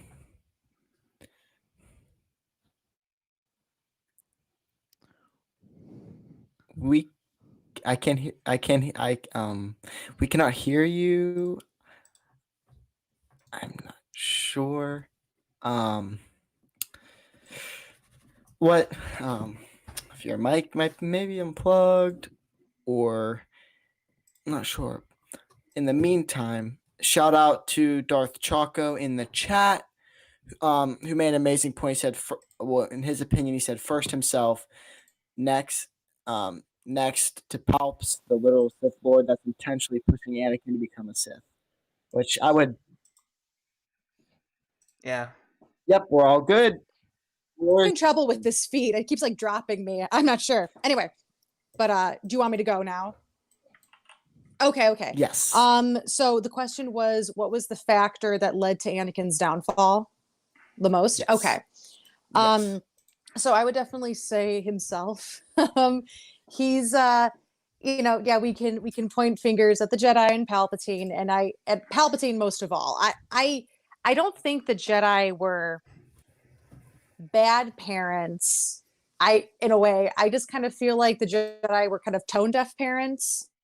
I don't know. Like there's aspects where like I'm like, really guys, like this wasn't a warning sign. That's like, come on guys, like I need you to pay attention to your kid here. But I don't think they were bad parents. I think they were just a little tone deaf. Palpatine was definitely the more aggressive, more assertive sort of focus on his change in attitude.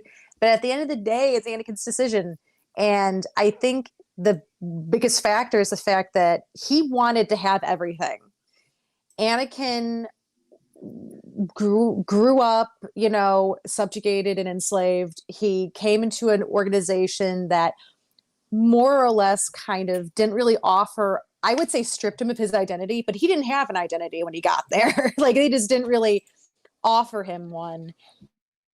And I feel like his marriage to Padme was very much so an assertion of an identity. And this very kind of assertive sort of stance, like, no, I'm going to have a life. That's it. Period. End of sentence, there's no argument to be had here. But he also still wanted to be this great Jedi warrior. So Anakin wanted to have everything. And when one thing threatened to sort of slip through his fingers, he took,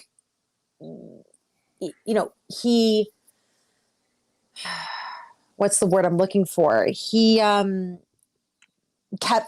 struggled to keep his hands on it at any cost. And it ended up destroying him. And it ended up destroying the Jedi and everything around him. These sort of Anakin Skywalker's actions and his decisions have very cataclysmic events, and just or cataclysmic effects around everything around him. And I will say that I hope everybody has their copy of the King James Bible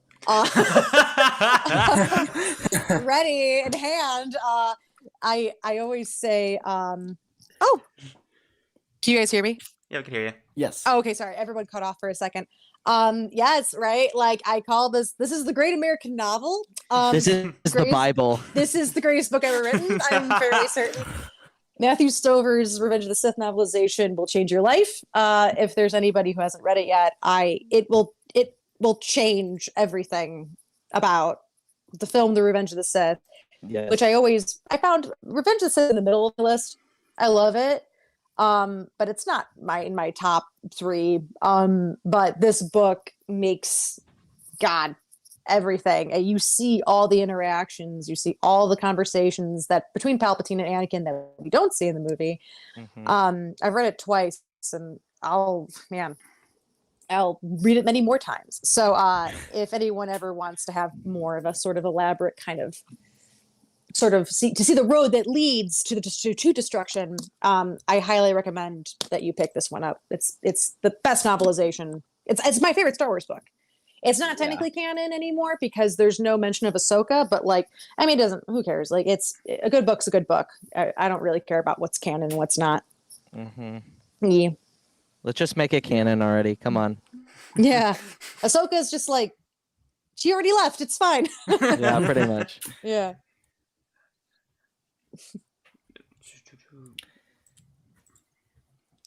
I feel like everyone hit pretty really good points there with the factors, and I'm gonna transition and go more into Palpatine and kind of his descriptions of the Jedi and the Sith, and how does that like personally like affect his worldview. I'm gonna ask Zelly first. I feel like she hasn't gone first in a while, so because I know you brought it up earlier. So how do you like interpret like Palpatine's kind of like descriptions of the Jedi and the Sith?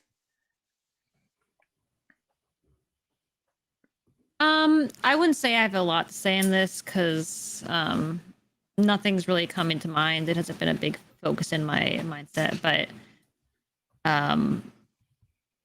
obviously he has a lot more of a fluid description about the dark side in the conversation that comes to mind in the Revenge of the Sith.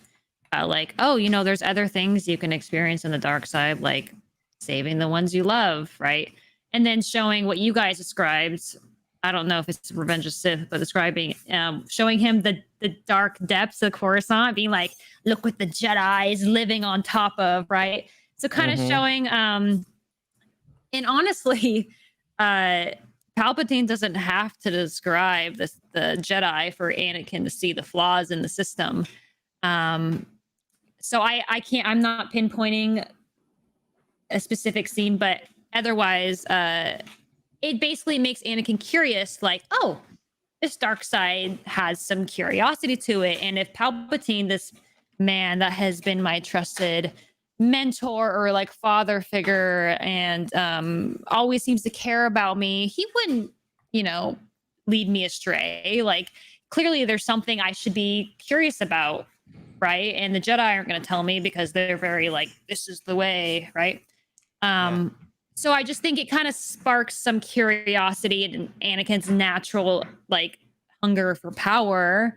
Like, there's no doubt that's always been something he craves, which has also prevented him from being just wanting more. Like, it's perfectly natural to want that, but he does everything extra.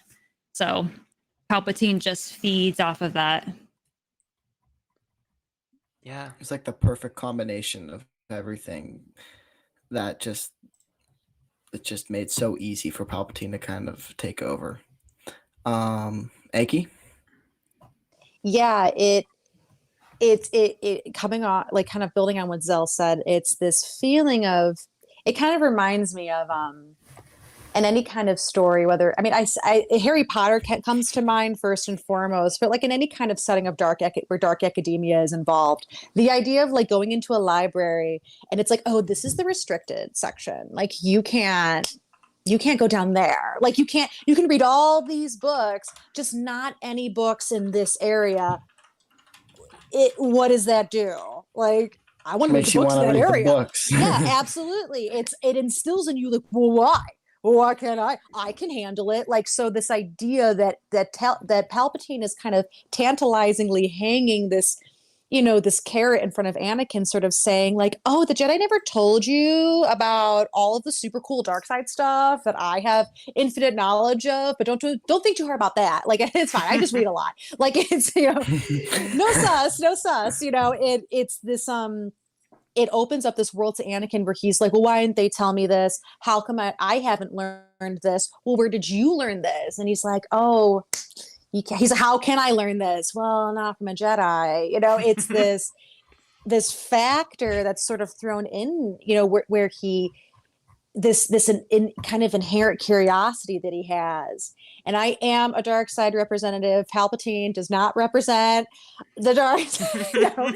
No, it's I am very much so of the mind that like the dark side's not inherently bad. It's just not as fun or as happy as the light side. It's like I always say the dark side is like death, the light side is like life.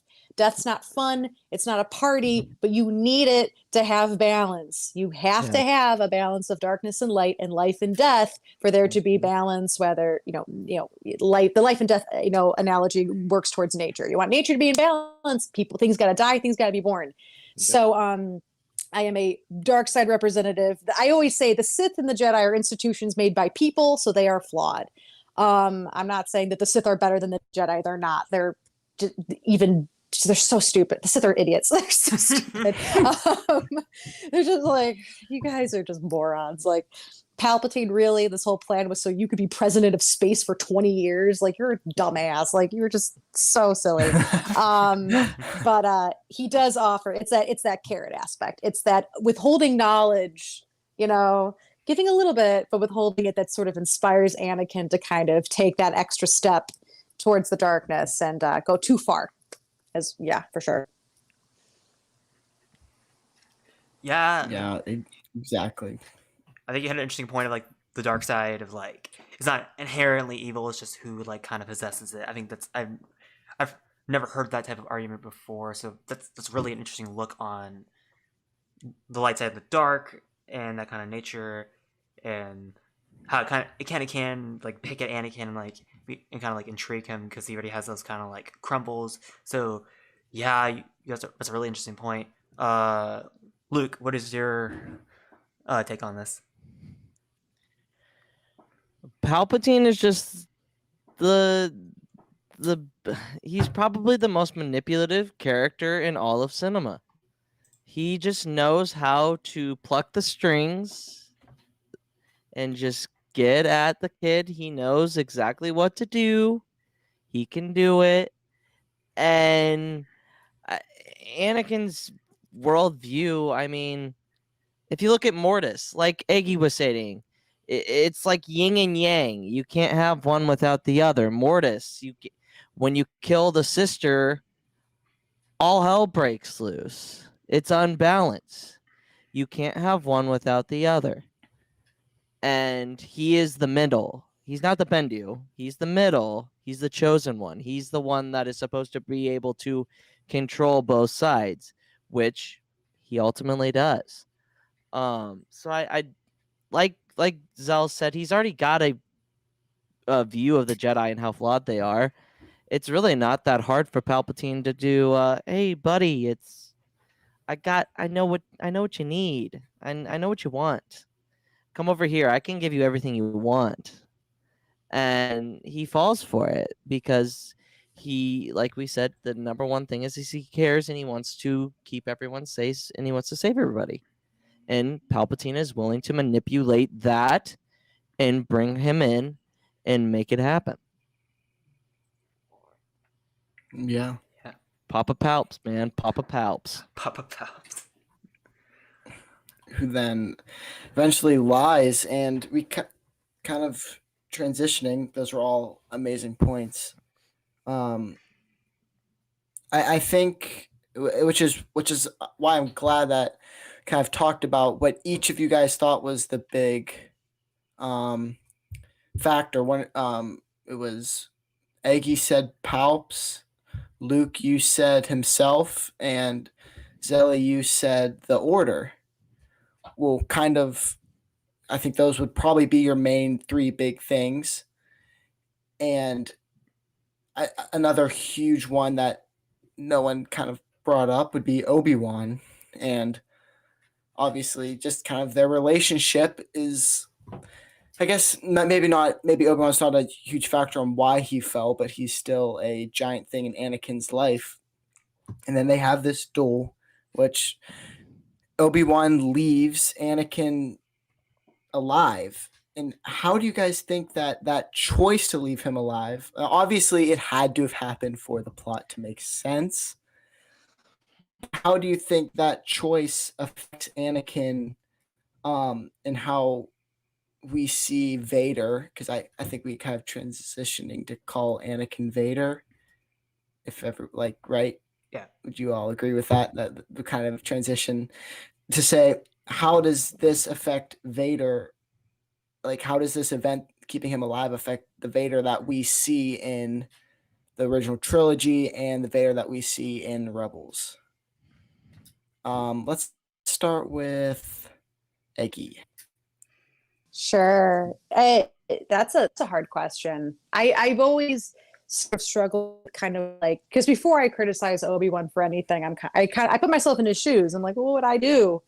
Because I think what Obi-Wan should have done, like, or I think what in a perfect situation, it's a horrible situation, but like he should have killed Anakin. Like he should have just been like, okay, like you're crazy. Okay, bye. Like just like it there, he really should have quote unquote finished the job. But I hesitate to criticize him because I don't know what I would do in that situation. I don't know. Maybe there was this pearl of hope that like, maybe everything will turn out all right, which like I guess it does in a way, but not without some devastating, years ahead. But there is this I hesitate to criticize Obi-Wan for that because I don't know what I would have done.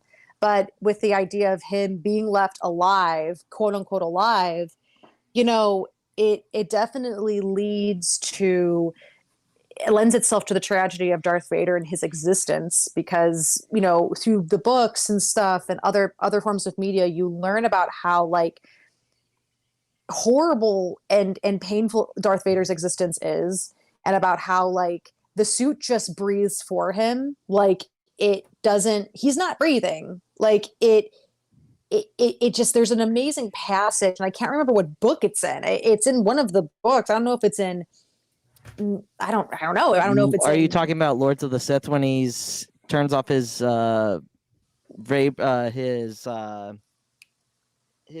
ability to breathe when he's in space, and then he turns it back on to intimidate? I haven't read that one. But yeah, like it's I think it might have been in maybe Thrawn Alliances or something. Like he talks about like how like the suit just breathes for him, and it's painful. It's not intentional. It's not in a weird way. It's not like even in this consenting way. It just does it for him, and it's painful and it's awful. And his whole existence is pain. That's it. And how that kind of lends itself to his his very, very entrenched cruelty, and just how horrible and cruel and cold he is as a Sith. I hesitate to even say person. So the physical state Obi-Wan leaves him in definitely lends itself to the brutality of his identity as Darth Vader, for sure. But yeah, I don't know if I can harp on Obi-Wan too much because I don't know what I do. Yeah. Did I miss something? Yeah. Made me think of some things when you guys were talking. But so on one hand about Obi-Wan, I was recently rewatching some Clone Wars episodes, but we see Obi-Wan oftentimes hesitate to just straight up murder somebody. Like I'm thinking about the Satine Mandalore episode where there's a guy right now, I'm going to push a button and kill everyone. He was stuck frozen because he didn't want to upset Satine, but it also goes against what he believes. And then Anakin comes in, bang, no problem, easy, done, right? Yeah. So not only is this against what he believes, straight up murdering somebody that he clearly gotten an advantage of, but this is somebody he truly loves and cares about. On top of, that little beat of hope, like you said, a little bit of potentially hope. And maybe also in the back of his mind, Qui-Gon's original thing of the chosen one. Maybe an inkling of him potentially believe that could still be a chance that he can be the chosen one. He was even screaming at, you were the chosen one. I think, that was just in the way back. I think ultimately his choice right then was, I can't kill somebody essentially in cold blood, like your chopped legs. I can't straight kill up somebody that I care so much about. And that was a human flaw, and that was very real, and I think very true. Like, he wasn't a Jedi there. He was just a person against another person he loves. So that's on Obi-Wan's choice. And then choice to leave Anakin alive to create the Vader we see. I think it kind of ties into the next question in Rebels. Anakin always, as Anakin, he had little inklings of Vader come out, right? In his anger, and you heard the music in the movies and the show, they played the Vader music. So I always viewed him as Anakin. Like, I had a really hard time after watching the Clone Wars and into Rebels, not being like, oh, Anakin, no. That was just me. I had a hard time not seeing Anakin, because ultimately that is who he is. And I like your analogy. You're like, he has a heart that's been poisoned. And right then the poison has consumed him so much, but his heart is still beating, trying, even though maybe mechanically he still has that heart in there. And he has moments where Anakin comes out in the parts where he, is feeling again, and he pushes past that pain. So I think it plays off that Anakin, obviously Obi-Wan leaving him alive was just a very real thing. And that may have sparked some sort of care still, and not just hatred for Obi-Wan. Like, in the back of your head, you'll always think, what if, and does he care about me? And you'll have that question spawning. And I'm sure with all that time that's gone by, Vader, Anakin was thinking the potential that Obi-Wan did care. He just kind of maimed him, but he was still left alive. So it's a complicated question for sure. But again, it plays out in the prophecy, ties in with Qui-Gon and his beliefs in the prophecy, and Obi-Wan's connection and Anakin's connection to him. Yeah. Yeah, for sure, definitely. And Luke, So look like you're boiling something good up there. okay, so Obi-Wan's choice to leave Anakin. Now, I don't think it was necessarily a choice. I think he truly thought he had finished the deal after he started on fire. I think Obi-Wan was more or less, I did what I was supposed to do. And then now in Kenobi, we're going to see him find out that he had failed. And because honestly, they really don't know if Anakin is alive or not. It's never really, you assume they know, but it's never really put into words or reactions that he's alive.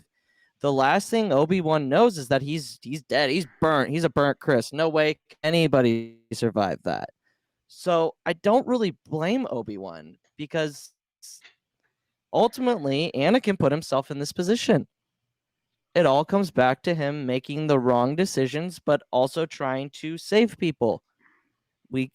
I'm a broken record. We keep talking about it. He just has that. He cares so much that is his downfall.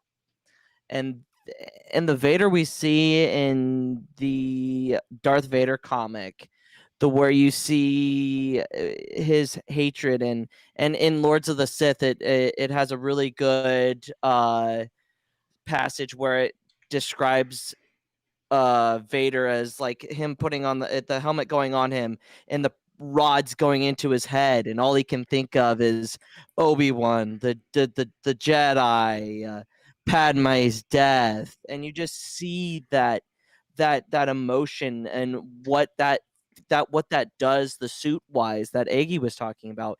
It fuels his hatred. It makes him more powerful.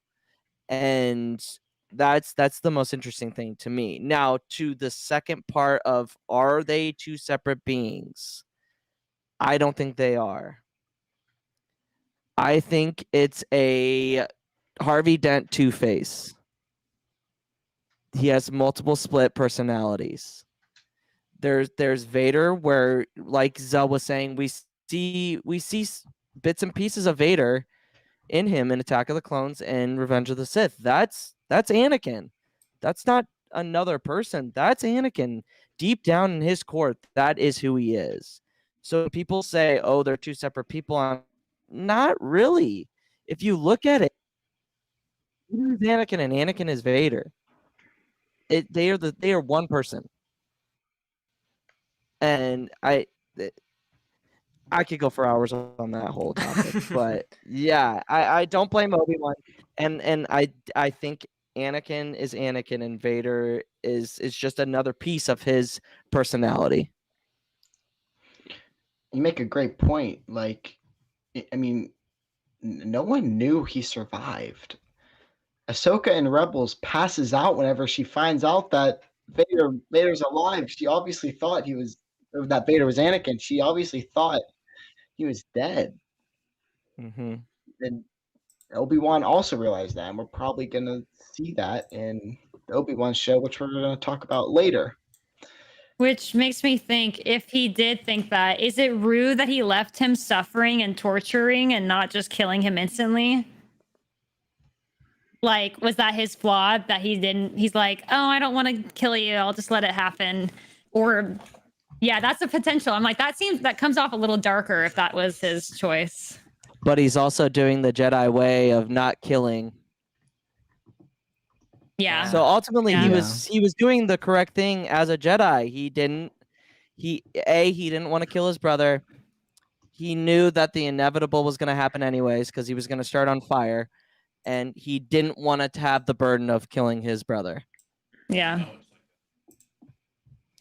Yeah. So Yeah, for sure. You guys briefly talked about it, but I wanted to get Eggy's thought on how you view Vader and Anakin as the two separate beings. Because I know Sal talked about it, I know Luke talked about it, so I want to kind of get your thoughts on that.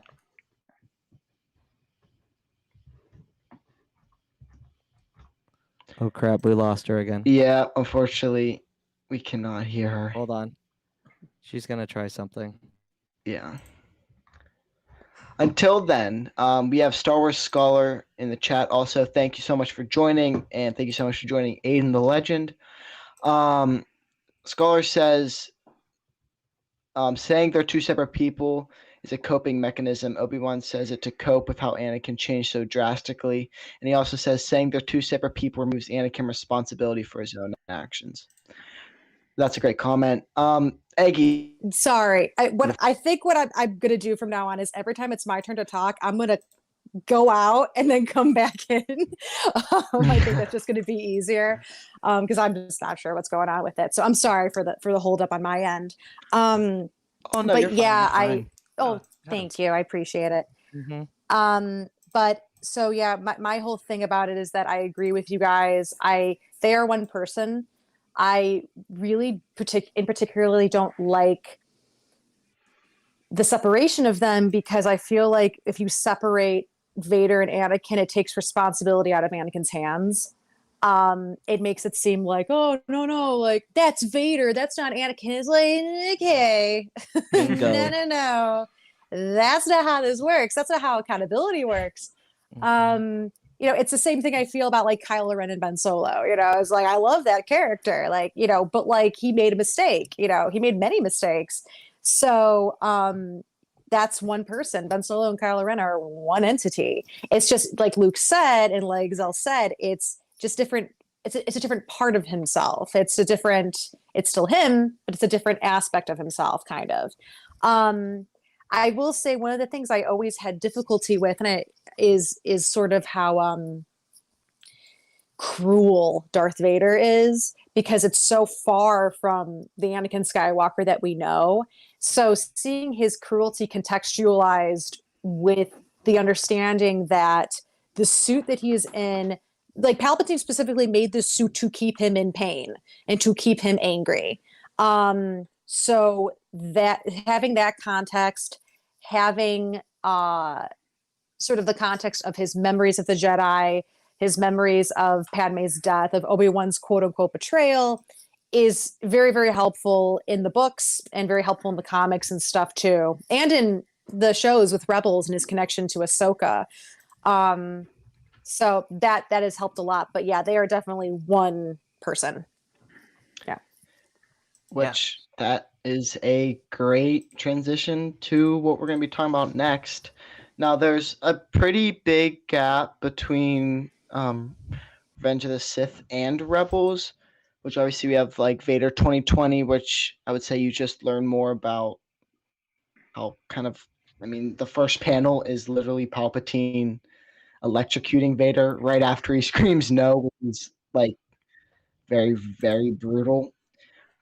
But we see this huge gap, and we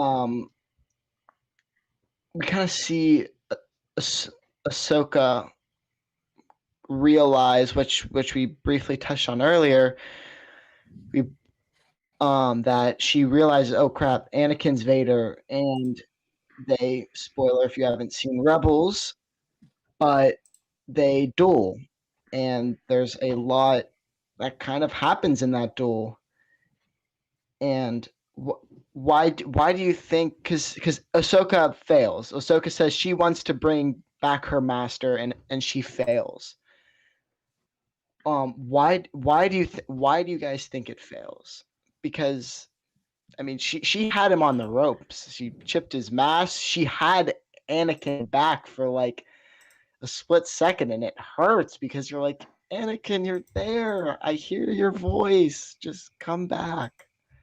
But he doesn't, and he's so close. And why do you guys think that attempt to bring Anakin back fails? Let's go. Let's go Luke first. So it fails. Just to be shortened to the point, I guess it fails because it doesn't fit the story. Unfortunately, we all think that Ahsoka is able to bring him back, but since we've seen the story play out, we know that's not the case. The only person that can bring Anakin back is Luke. That's the only person that can redeem his character. As much as we've built that relationship between Ahsoka and Anakin up, it's just not. That's why it fails, because he tries to turn her. She ends up destroying him, taking a bit of his mask, and it pulls on the heartstrings, definitely, for Clone Wars watchers. But I mean, the main reason it fails is because Luke's the only one that can save him.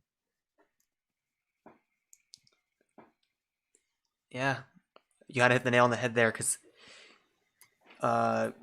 again, like I remember where, but there was an interview with Filoni where he talks about this exact thing, and he was like, it could only be his family, like that could bring him to that point. Yes, Ahsoka is very close to Anakin, but it needed to be a new hope for him, like like his own son or his own daughter, that he needed that. So I feel like that's a good transition to ask Eggy, what are your thoughts on this? Oh yeah. Oh no. Zelly, you go. Why don't you go? I think she was going to come back because she says. Yeah, right. Yeah, she did say that. You're right. So if I talk, she's going to mute. So we'll just. Yeah. We can shout some people out in the chat. Oh. That'll just be my method. So yeah, the I agree with Luke completely. The reason why Ahsoka fails is because she has to. She has to fail for the story to work. But you know, I guess if we want to put, another element on there, the fact that like everyone else fails too, like Padme couldn't keep him anchored there. Obi-Wan couldn't keep him anchored there. So it makes sense that Ahsoka also wouldn't be able to sort of bring him back. I think that the weight of like I always talk about how Return of the Jedi is my favorite Star Wars movie, and how like every time Luke brings Anakin, back, it always makes me cry. Vader's death always makes me cry. And I think that really is a testament to the power that Luke and in that extension Leia have on their father. Like I think that that's the job, especially if we're looking at this. If you really want to pull back and start pulling it apart and looking at it strictly from a story structure perspective, that's if we're doing a father-son narrative of the son saving the father, like it is the son's job, like that's the son's job to bring the father back, like. And I think that it's the redemption of Anakin Skywalker is reserved for his children. But if anyone else was able to do it, it would have been Ahsoka, since she is like a surrogate daughter, surrogate younger sister, But yeah, I agree with Luke. It fails because she has to. I mean, can you imagine if she did save him? That would be wild, though. That's the best. That's the amazing thing about tragedies, is that so Ahsoka starts fighting Vader, and she's like, "Oh, I'm going to save him," and we are in the position where we know she isn't. Like, we know she's not going to save Anakin Skywalker, but we still hope, there's still that hope. We reread and rewatch tragedies because there's that little pearl in us that's like, well, maybe this time it'll end different. Maybe the Titanic won't sink. Maybe Anakin won't turn to the dark side. Like, maybe, Romeo and Juliet will run away together. Like, it's like that's the power of tragedies. So it doesn't take away from the power of that scene between Ahsoka and Anakin. It's if anything, it makes it more powerful, in my opinion. But yeah. It's like last night I was watching Jedi Knight again. It's like, maybe this time Kanan won't die. Oh. Spoiler, he still did. Yeah. And it was sad. I was crying. And then I was sad. Excelli. Way to remind me of my depression. That one hit me. I was depressed for 3 days, of all of Star Wars. I don't know what it was, maybe time in my life or something. But anyways, I think of the fourth movie, A New Hope. Ahsoka is a reminder of the past. They grew up in the same Jedi Order, and while she left the Order, it reminds him of that semi-betrayal of feeling abandoned. It wasn't just the Order you left, it was leaving Anakin. But also, she still reminded him of the Jedi Order, the Order that he grew up in, the one that hurt him. And as much as he cared for her, it also reminded him of the hatred. So it wasn't enough to distract him, because he reminded him of Obi-Wan, reminded of the Jedi Order, and those times, those memories that had so much pain and suffering. Even, I don't think his love and care for her superseded enough to counterbalance that. Whereas Luke, while being the son, and again, of course, the story, it kind of fits A New Hope. He represents something new. He is creating a new Jedi Order. He is showing the strength, he's coming against Palpatine and being like, nah, I'm not going to join you, right? He has some confusing moments, but ultimately he stays strong and true to himself. And so Anakin sees a glimpse of this is a part of me. This is a son. And if he has a strength, I can too. And so it's seeing again a part of himself in that, but also seeing a new Jedi Order and what it can be, and that it doesn't represent this reality, what he saw, but the light can be controlled in that way. So I kind of see it in that way. I don't know how to end that, but yeah. So I kind of saw it a little differently to why Ahsoka wouldn't do it. Yes, it fits the story, but also that dynamic that it kind of fits, that he represents something new, and it's a part of himself, literally, and that he can achieve that. Oh yeah, that's I've never thought about it that way, and that's amazing. Yeah. Yeah, Luke, if you just want to go. Do you have Um, anything else to touch on? no. That was perfect. Yeah, that was really. I've never really thought about that way either. But, I'm still thinking about Kanan's death. But, yeah, kind of after that, it's just Vader. I mean, like when me and Hereth were doing our outline for this episode, we were just kind of like during the A New Hope and kind of Rogue One era, Vader's just kind of Vader, and there's not a whole lot to it. He's bad. There's no Anakin really left in him at that point. He is just he's the bad. When he enters the room, he's there. And so that's kind of our next question is, how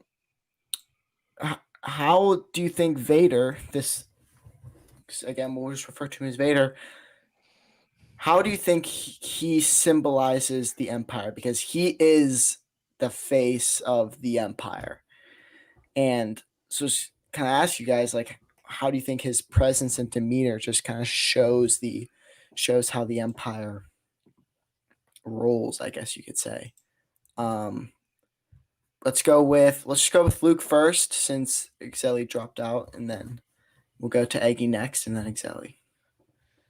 So what he represents of the Empire is an interesting point, because a lot of the canon in the books, the novels, there's a lot of mystery around Vader, why he pops up, who is he? Nobody really understands who he is, except for the one person that, if I could give my favorite villain in Star Wars besides Palpatine and Vader, would be Tarkin, because he is the one person that has put the pieces together. He knows who Vader is, and which is very dangerous information at that time, because everybody thought that the Jedi and Anakin Skywalker had died, and where did this mysterious guy come from? He was a mixture of General Grievous and a fallen Jedi or something. There were rumors. What he brings is the power and the menace of the Empire. When Vader shows up in Rebels, in any novels, you know what's going down. You know there's trouble. You know he is going to take care of business. He doesn't screw around. He gets to the point. He knows. I mean, in the first episode of season 2, he manipulates Kanan and Ezra and the rebels in general to doing what he wants. He knows what they're gonna do. He's 5 steps ahead of the rebels. It's just stuff like that. He is the embodiment of what the Empire wants to show. They want to show fear. They want to show strength. That's who Vader is. He is the embodiment of the Empire. And I mean, just and when the rebels talk about Vader, they're like, he's an ominous presence. He's not even he's not a person. He's a machine, and he's a killing machine, which he was at the end of Rogue One. And I mean, and it's also a perspective from the Imperial officers. They're like very scared of him, and they don't respect him, which is weird, because they're like, I can't remember what book it is, but one of the lieutenants is like, where did he even come from? Like the ominence of Vader is like it's amazing. But like that's the Empire. That's the strength. That's everything. Their power. He embodies it. Yeah, fear. He is, yeah, and you said it best. When he enters the room, you know crap's about to go down, because he's Vader. Oh yeah. And Eggy, if you want to, anything you have to add? Uh-oh. She's gonna come out and then come back. Yeah, and then she'll come back in. But yeah, Wrong button. Son of Sons in the chat says it best. Strength, and he represents strength and fear without a doubt. I mean, there's no one else in cinema history when you hear the go down, and you know it's good for you. So Eggy.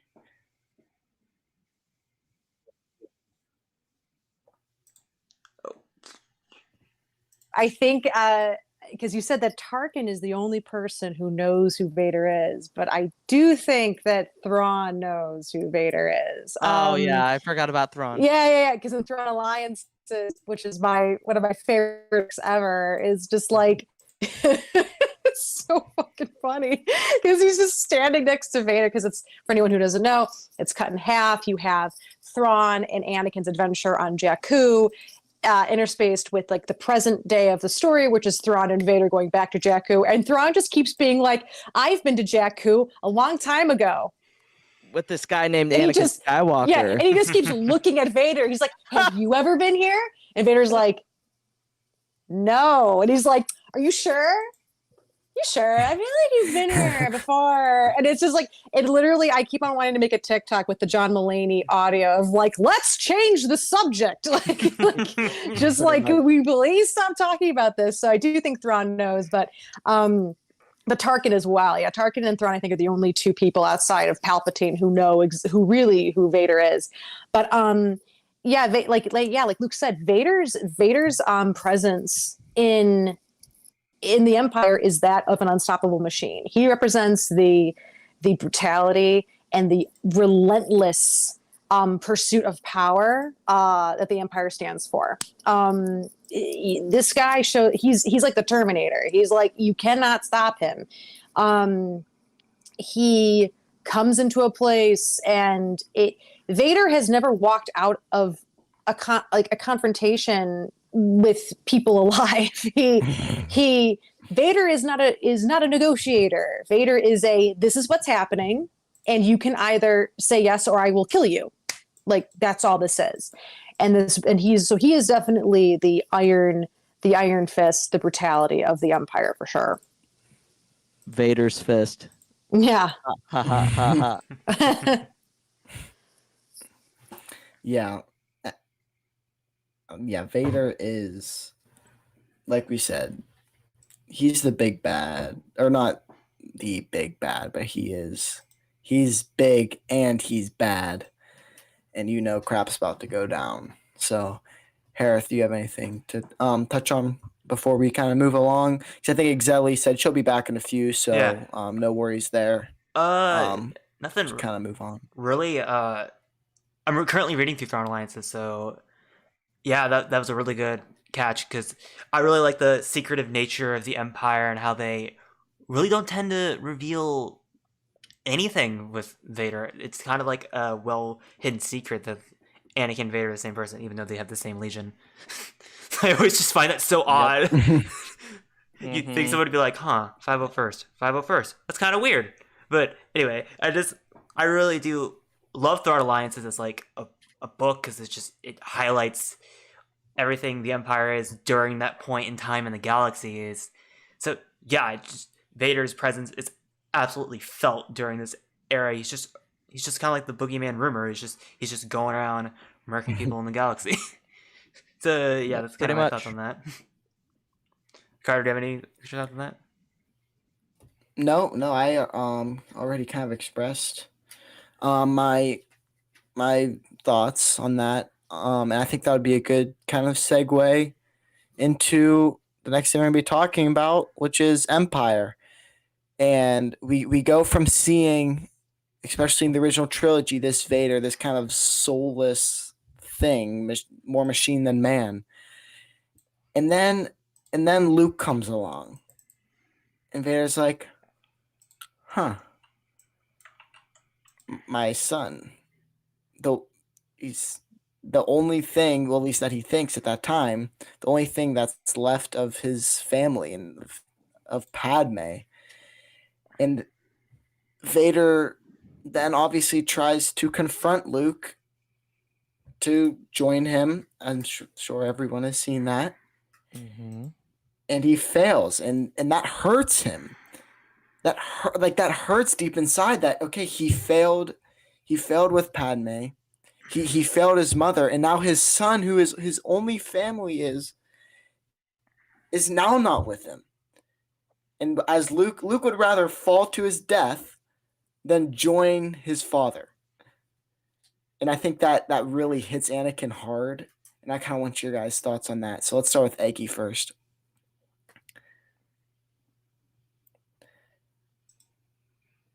I think she's going to drop out, right? And then join back in. Mm-hmm. Until then, we can shout some people out. We have J space 0047 in the chat. What's going on? Thank you so much for joining us. Scholar says Thrawn figures it out and is just like, okay, cool. Yeah. And I mean, Vader, I mean, like you said, like it is that incredible tragedy of Luke would rather die than join the dark side. And it's yet another kind of, and when he falls and Vader, I think Vader very, very quickly, Vader does very quickly realize that Luke survived, but there is that initial, like, just, God damn it, like this desperation and this overwhelming sadness that fills Vader. He's like, everyone leaves me, like, or no one will meet me where I am, in a way, which is his own fault, and is selfish. But it's kind of like when like Vader's like, no one will like join me, and it's like, maybe you're the problem, like maybe you're the problem, Anakin, you know. Mm-hmm. But it's just overwhelmingly tragic. It breaks your heart. And yeah, I mean, that's really all I can say on it. It just, you see that, I mean, you see the tragedy and the sadness in Vader's body language when Luke's like, no.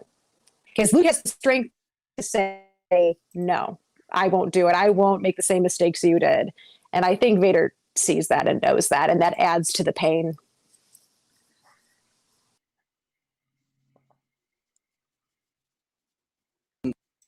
Luke, if you wanna, you're good to go. So,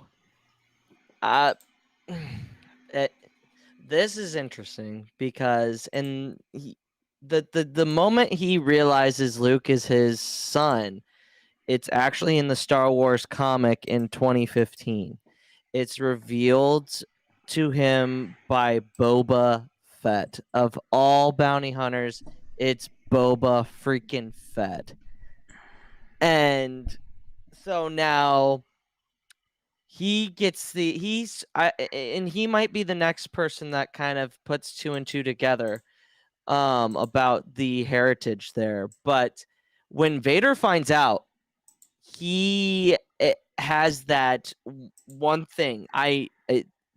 That's when the slimmer of light that Luke says in Return of the Jedi is there, and that Padme felt was there, comes back, and it shines a little bit brighter. And his one thing is, I want my son back. I want my son.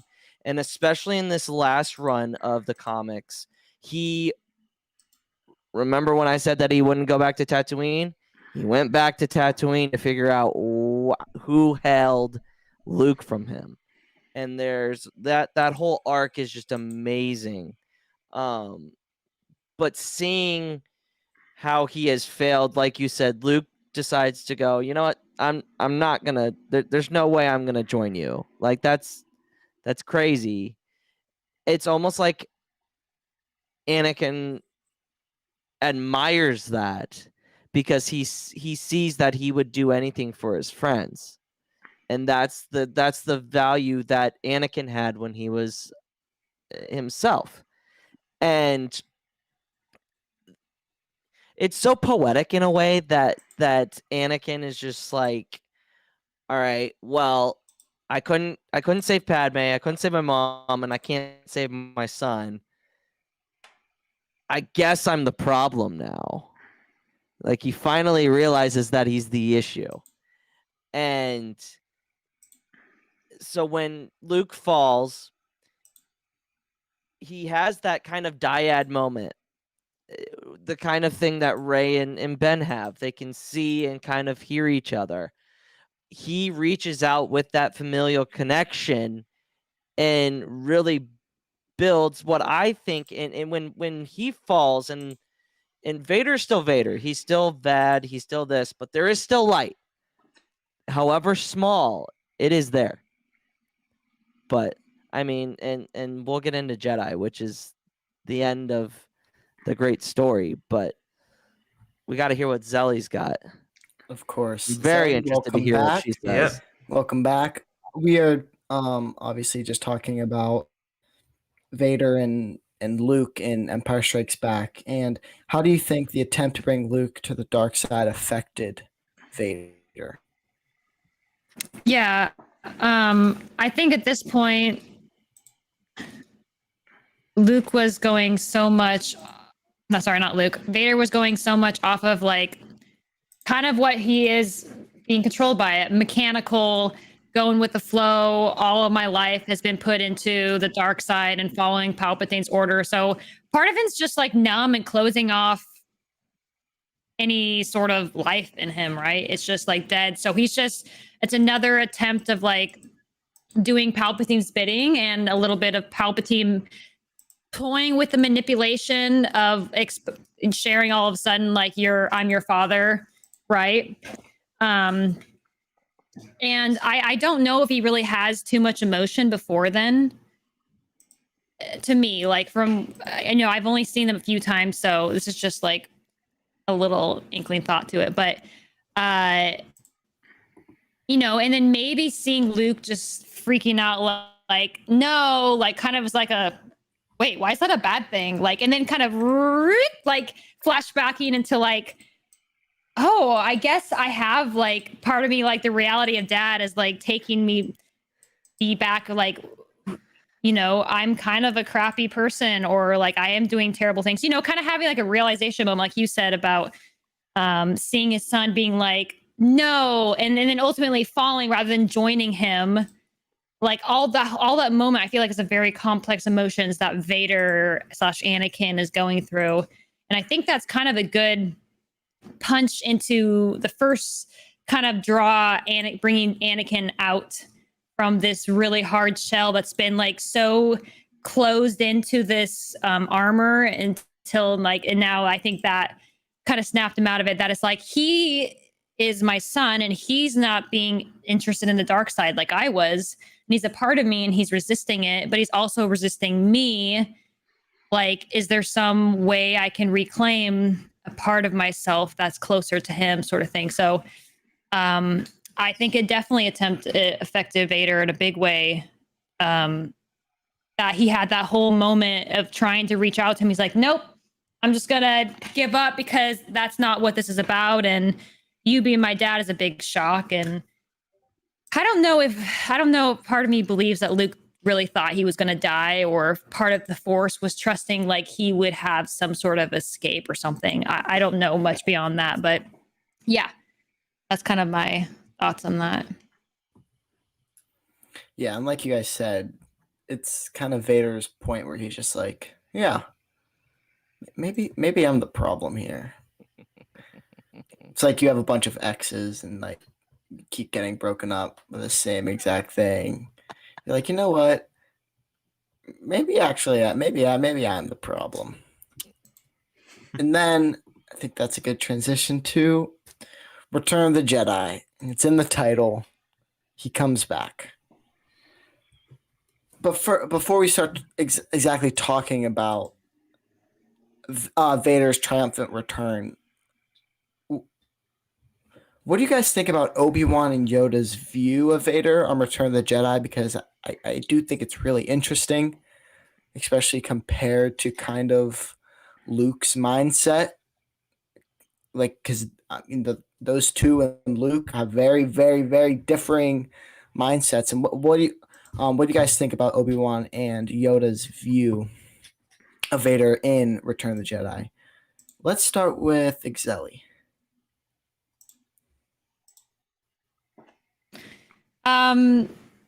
This will be kind of a hard question for me. I feel like,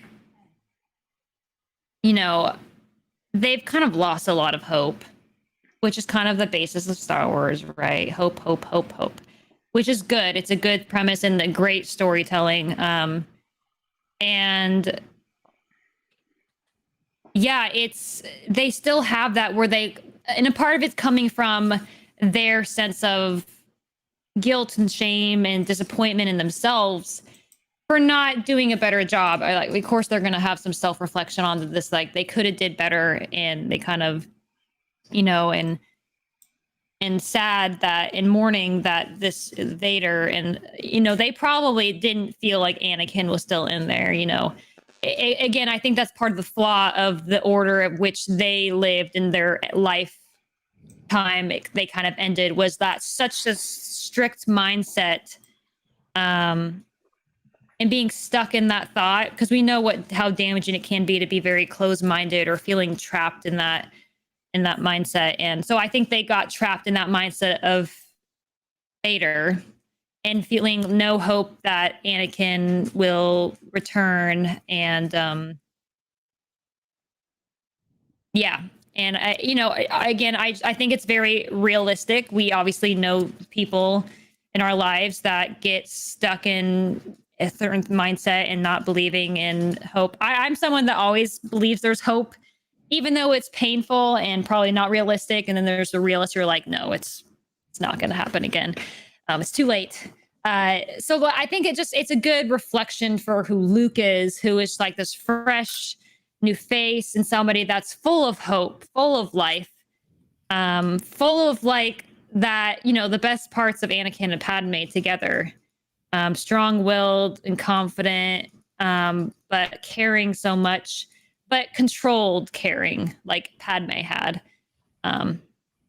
So it's I think they were there to kind of have as a balance to Luke's ideal of his father, which he didn't really know yet. It was just the thought of him. So yeah, for sure. And Luke, if you want to touch on that. So the view of Vader for Luke and Obi-Wan and Yoda is a fascinating thing, because there is a line that will be brought up in the last part of our conversation tonight in the Kenobi series. I will bring this up later, but there is a line in there that kind of contradicts Obi-Wan's thoughts and sayings in the actual movie. And I mean, Yoda always saw Anakin as he didn't really have an opinion of him. He just knew that there was something different. And he not only did Yoda fail at it as a Jedi Grandmaster, he failed the Order because he felt like he was giving too much to the war in general. And we see that in season 6 when he goes in and does the whole Force journey. But Luke's view is very kind of strange, to be honest, because from Empire, he finds he finds out that he finds out that he is his father. He kind of is like, oh my God, no way. Just like the rest of us were. Oh my God, no way. And instead of resenting him for it, he kind of looks at the situation and sees it for what it is, and kind of doesn't want to give up on his father. Whereas Obi-Wan and Yoda have given up on Anakin. He's gone. He's more machine than man now, twisted and evil. And that's not the way Luke looks at it. Luke looks at it the way, like Zelly said, like Padme did. There's good in him. I can feel it. I know it. And the thing that, and it's funny because when they battle each other, Luke is more like Anakin than anybody than he's willing to admit, I would think, because Anakin knows how to push his buttons because they have the same buttons. So when he lets Anakin in on a personal level on the bridge of the AT-AT and they have that conversation, Anakin gets a sense of what Luke is and what he's about, what he's hiding. When Obi-Wan is like, don't underestimate the power of the Emperor, and giving into like the whole scheme of things, saying, don't give into your emotions because you can be manipulated. That's exactly what Vader does in that fight when he brings up Leia. And the fact that he knows that he finds out Leia through Luke's mind is so poetic, because it's like he's taking a page out of his master's handbook of manipulation. Let me try it once. It's good to be on the other side instead of being the one that's manipulated. But I mean, yeah, I mean, I answered it really long, but I mean the view is just they found him too far gone, whereas Luke was like, I'm not giving up on him. I can't give up on him. If I give up on him, then we are lost. Yeah, for sure. I think that's a good kind of segue to our last question. Hereth, if you want to get us started.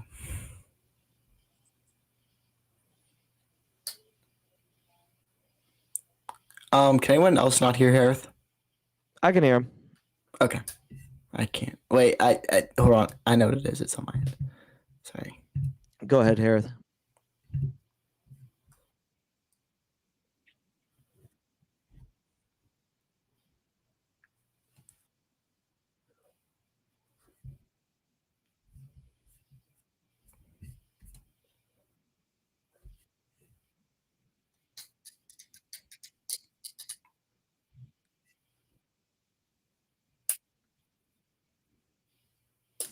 I mean, I think it was a culmination, kind of like we were talking about his initial meet with his son and his son denying the dark side and himself, but the final denying in front of Palpatine, like being able to resist in a way Palpatine, like right in front of him.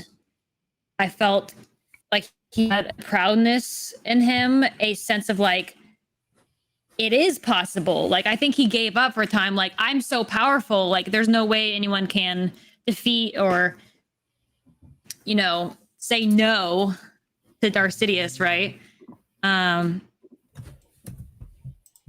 So I think that seeing that light, essentially, kind of playing off light shine through Luke, the hope, the belief, and the ultimate, like, I know I'm about to die here, but I'm not going to give in because I know what I believe and I know what I care about. And I still believe that my dad is in there. I think that was the just belief in himself. Like, everyone else had given up to him or reflected that they gave up on him, but Luke didn't. And Luke barely knew him.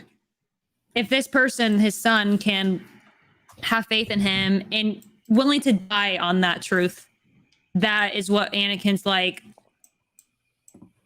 That's my spark. That's what I needed to believe in myself. And this person believes so much in me. And then obviously he's like, get rid of this doo-doo head, and now he can be free. So Yeah, for sure. And let's move on.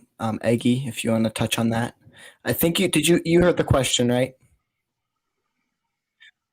We're just talking about what kind of is the tipping point for Anakin to return.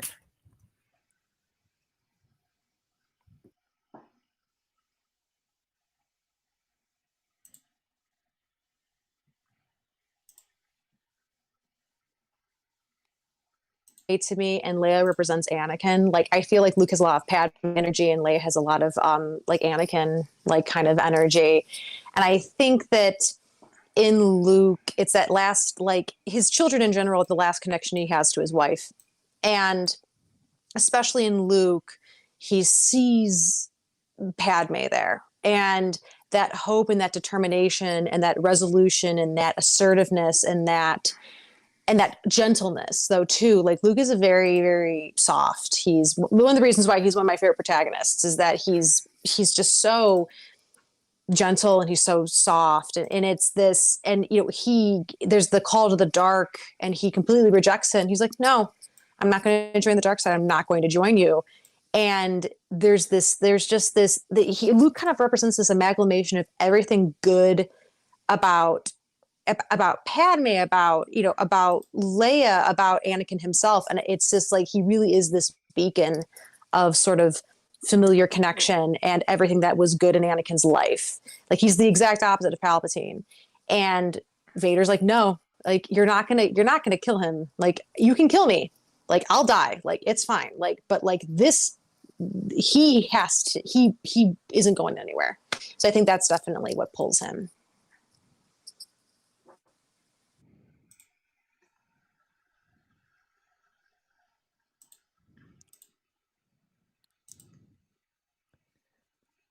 Carter, you're muted. Oh, me? Yeah, good. Carter, you're muted on your end. Okay. Okay. I'm gonna go ahead and go. Yeah, look, you can go this far. So what brings Anakin back? It is Luke. It is seeing he's testing Luke. Throughout Return of the Jedi, he is testing Luke. I truly believe that. I think he's thinking, all right, so this kid has done a lot. He's blown up the Death Star. He's fought me, lost a limb. What else does this kid, what else does he have to bring to the table? And he is shown that he's got it. Luke's got it. He sees so much of Padme and of himself in Luke that is what brings him back. He sees Luke do what he couldn't do and let go of his anger, let go of his hate, and be able to look at what the situation is and say, you know what? I'm just gonna not fight. I'm not gonna give in. And he does it so beautifully that when Vader is sitting there, he's seeing his son get electrocuted to death, and he's thinking,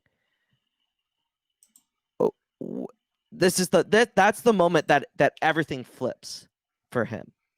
That's the final straw. He goes, you know what? I'm tired of this. I've got to protect my family. And that's where the caringness comes back around. And he does the right thing because he is trying to protect the ones that he loves. He ends up destroying Palpatine, which, by the way, he is the chosen one. I know it's kind of open-ended at the end of Twin Sons in Rebels. Maul seems to be talking to Obi-Wan, and Obi-Wan thinks that it's interpreted that Luke is the chosen one, which I guess it's open to interpretation, but Anakin has always been the chosen one. He brought balance. He destroyed the Jedi, and then he ultimately brought it back into balance by destroying the Sith and destroying Palpatine. And his character arc from beginning to end is beautiful. It might not have been written very well in some of the films, but in a lot of the other canon novelizations, the other things, the TV shows, everything there, it's Anakin Skywalker's not just a youngling killing psychopath. He's a lot more deeper than that. And that's one thing I will say that Anakin Skywalker fanboys get the wrong picture of. They think that we like him because he kills children, and we idolize that. We don't idolize that. We just idolize him being a human being because we can all see the flawness of how much a person can care so much about their others that they're willing to do anything, even cost of their own life, to make that happen. Yeah. And yeah, I mean, you guys said it perfectly. from beginning to end. And that is the tragedy of Anakin Skywalker. And to kind of close things out, we're just gonna kind of say again, just say where you are, where can we find you, and then what do you expect from Vader? Because it's basically confirmed that we're gonna get Vader in the Kenobi show. What do you guys expect from that? But yeah, just where can we find you? What shows are you on, or whatever. And let's start with Excelli. Yeah. Should I say my question? Just do the prediction. Do prediction, then work. Okay. I feel like there's a couple things. Obviously, there's some people who speculate flashbacks. I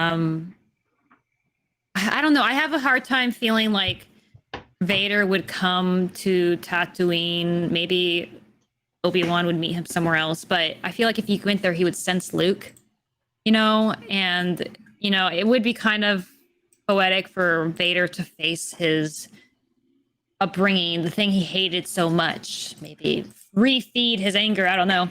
But I don't know. So part of me doesn't think he'll show up there. So maybe they'll meet on a different planet, or maybe it'll be through flashbacks. I'd be happy with anything. I don't have a lot of theories on that.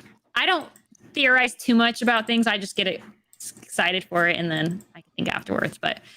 And then where to find me?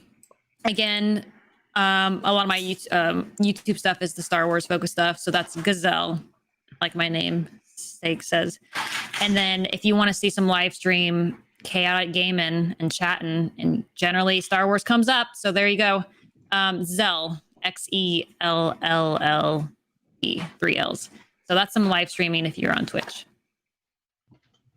Awesome. And then Miss Eggy. 1 second. Our annual Miss Eggy will leave and then come back, and then she'll be up. Brando Kenobi, thank you so much for joining in. Have a good dinner, and yep. Anyone else in the chat? I guess we can just kind of do this now while Eggy's gone. Actually, no, we'll wait for her to come back. There she goes. There she is. You guys bearing with my weird system I had to set up here. So my predictions for Kenobi. Oh, thank you. Yeah, I completely agree with Zell. I'm not a big theory person. I just like to be like, ooh, okay, and then just kind of show up on the day and see what we have in store. I'm hoping for some as weird as this sounds, I'm hoping for some maybe out of the suit stuff. Because Hayden is like getting in shape. Like I've seen like pictures of him like getting in shape. Zell's nodding. Yeah. He looks incredible, and I think it'd be almost a waste. If we can get some out of suit Vader, slash Anakin, I guess. Logic be damned. Put him in the pickle jar. I don't care. Just kind of have him. If we get to see Hayden again, that would be, I think, extra impactful and really, really fun. So. Yeah, we'll see how that turns out. You can find me at I'm on TikTok mostly at Miss Eggy 28 on TikTok. It's mostly Star Wars stuff. I talk about other stuff too. But yeah, that's where I'm at. And you can follow me at Miss Eggy 28 on Twitter as well if you want just like incoherent screaming and all of my emotions. So that's where I'm at. But this was great, guys. I had an incredible time. Luke and Zell, it was so nice meeting you guys officially. You guys are amazing, and I loved all your viewpoints. So this was really fun, guys. Yeah, it was a blast. And Luke, if you wanna Okay. close us out. So this is what's gonna happen. No, not what's gonna happen. What I want to happen. I have made a TikTok video of this, and I'll be damned if Obi-Wan does not leave Tatooine. I referenced this earlier in Return of the Jedi. Darth Vader says, "Obi-Wan once thought as you do." how does that quote make sense at the end of Revenge of the Sith when he is gone? The only other explanation is that they have fought or have gone toe to toe again in between 3 and 4. There's a logistical way that they can do it. I'm fine with it. Like Iggy was saying, you're going to get flashbacks, I think. I think that's a given because you're not going to have Hayden Christensen be all ripped out of his mind and not have swinging a lightsaber around. Come on. But the one thing I will specifically say, they're going to clash sabers and Obi-Wan's going to knock off the helmet and we're going to see Hayden Christensen as burnt Darth Vader or Anakin, and we're going to see the red eyes, and he's going to say, "Look what you've done to me." And that's going to make me break down and cry. That is what's going to happen. And if I'm right, I'm right. If I'm wrong, I don't care. Disney can make money, and that's what would make money. I don't care about whether Obi-Wan can leave or not. He can leave if he feels like he is putting Luke in so much danger. He will get off the planet. He doesn't need to stay there. Owen and Beru are more than capable of taking care of Luke, especially from the Sand people. Come on. If Obi-Wan thinks that Luke's going to be in danger, he's getting off the planet. We're going to get his showdown. And hopefully, if I ever do a live stream of that episode, I'm going to be a mess. I'm going to make Star Wars Theory look absolutely ridiculous. It's going to be so sad. But anyways, guys, you can follow me at the Padawans Podcast on TikTok. Go check us out on YouTube. The podcast is on Apple Podcasts, Spotify, wherever you guys can get your podcasts at. But to Hereth and Carter, Miss Eggy, Zell, it was a pleasure. I would love to have you all on for an arc of the Clone Wars. Maybe we can make that happen. But especially to Hereth and Carter, thanks for letting me be on, and it was great. Yeah, thank you Of guys. course.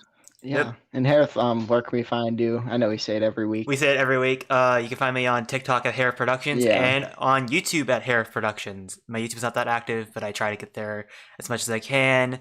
And same for my TikTok. But for the most part, you can find me there. Yeah, this was another great episode of the podcast. Kind of flip it over to you, Carter. Where can we find you?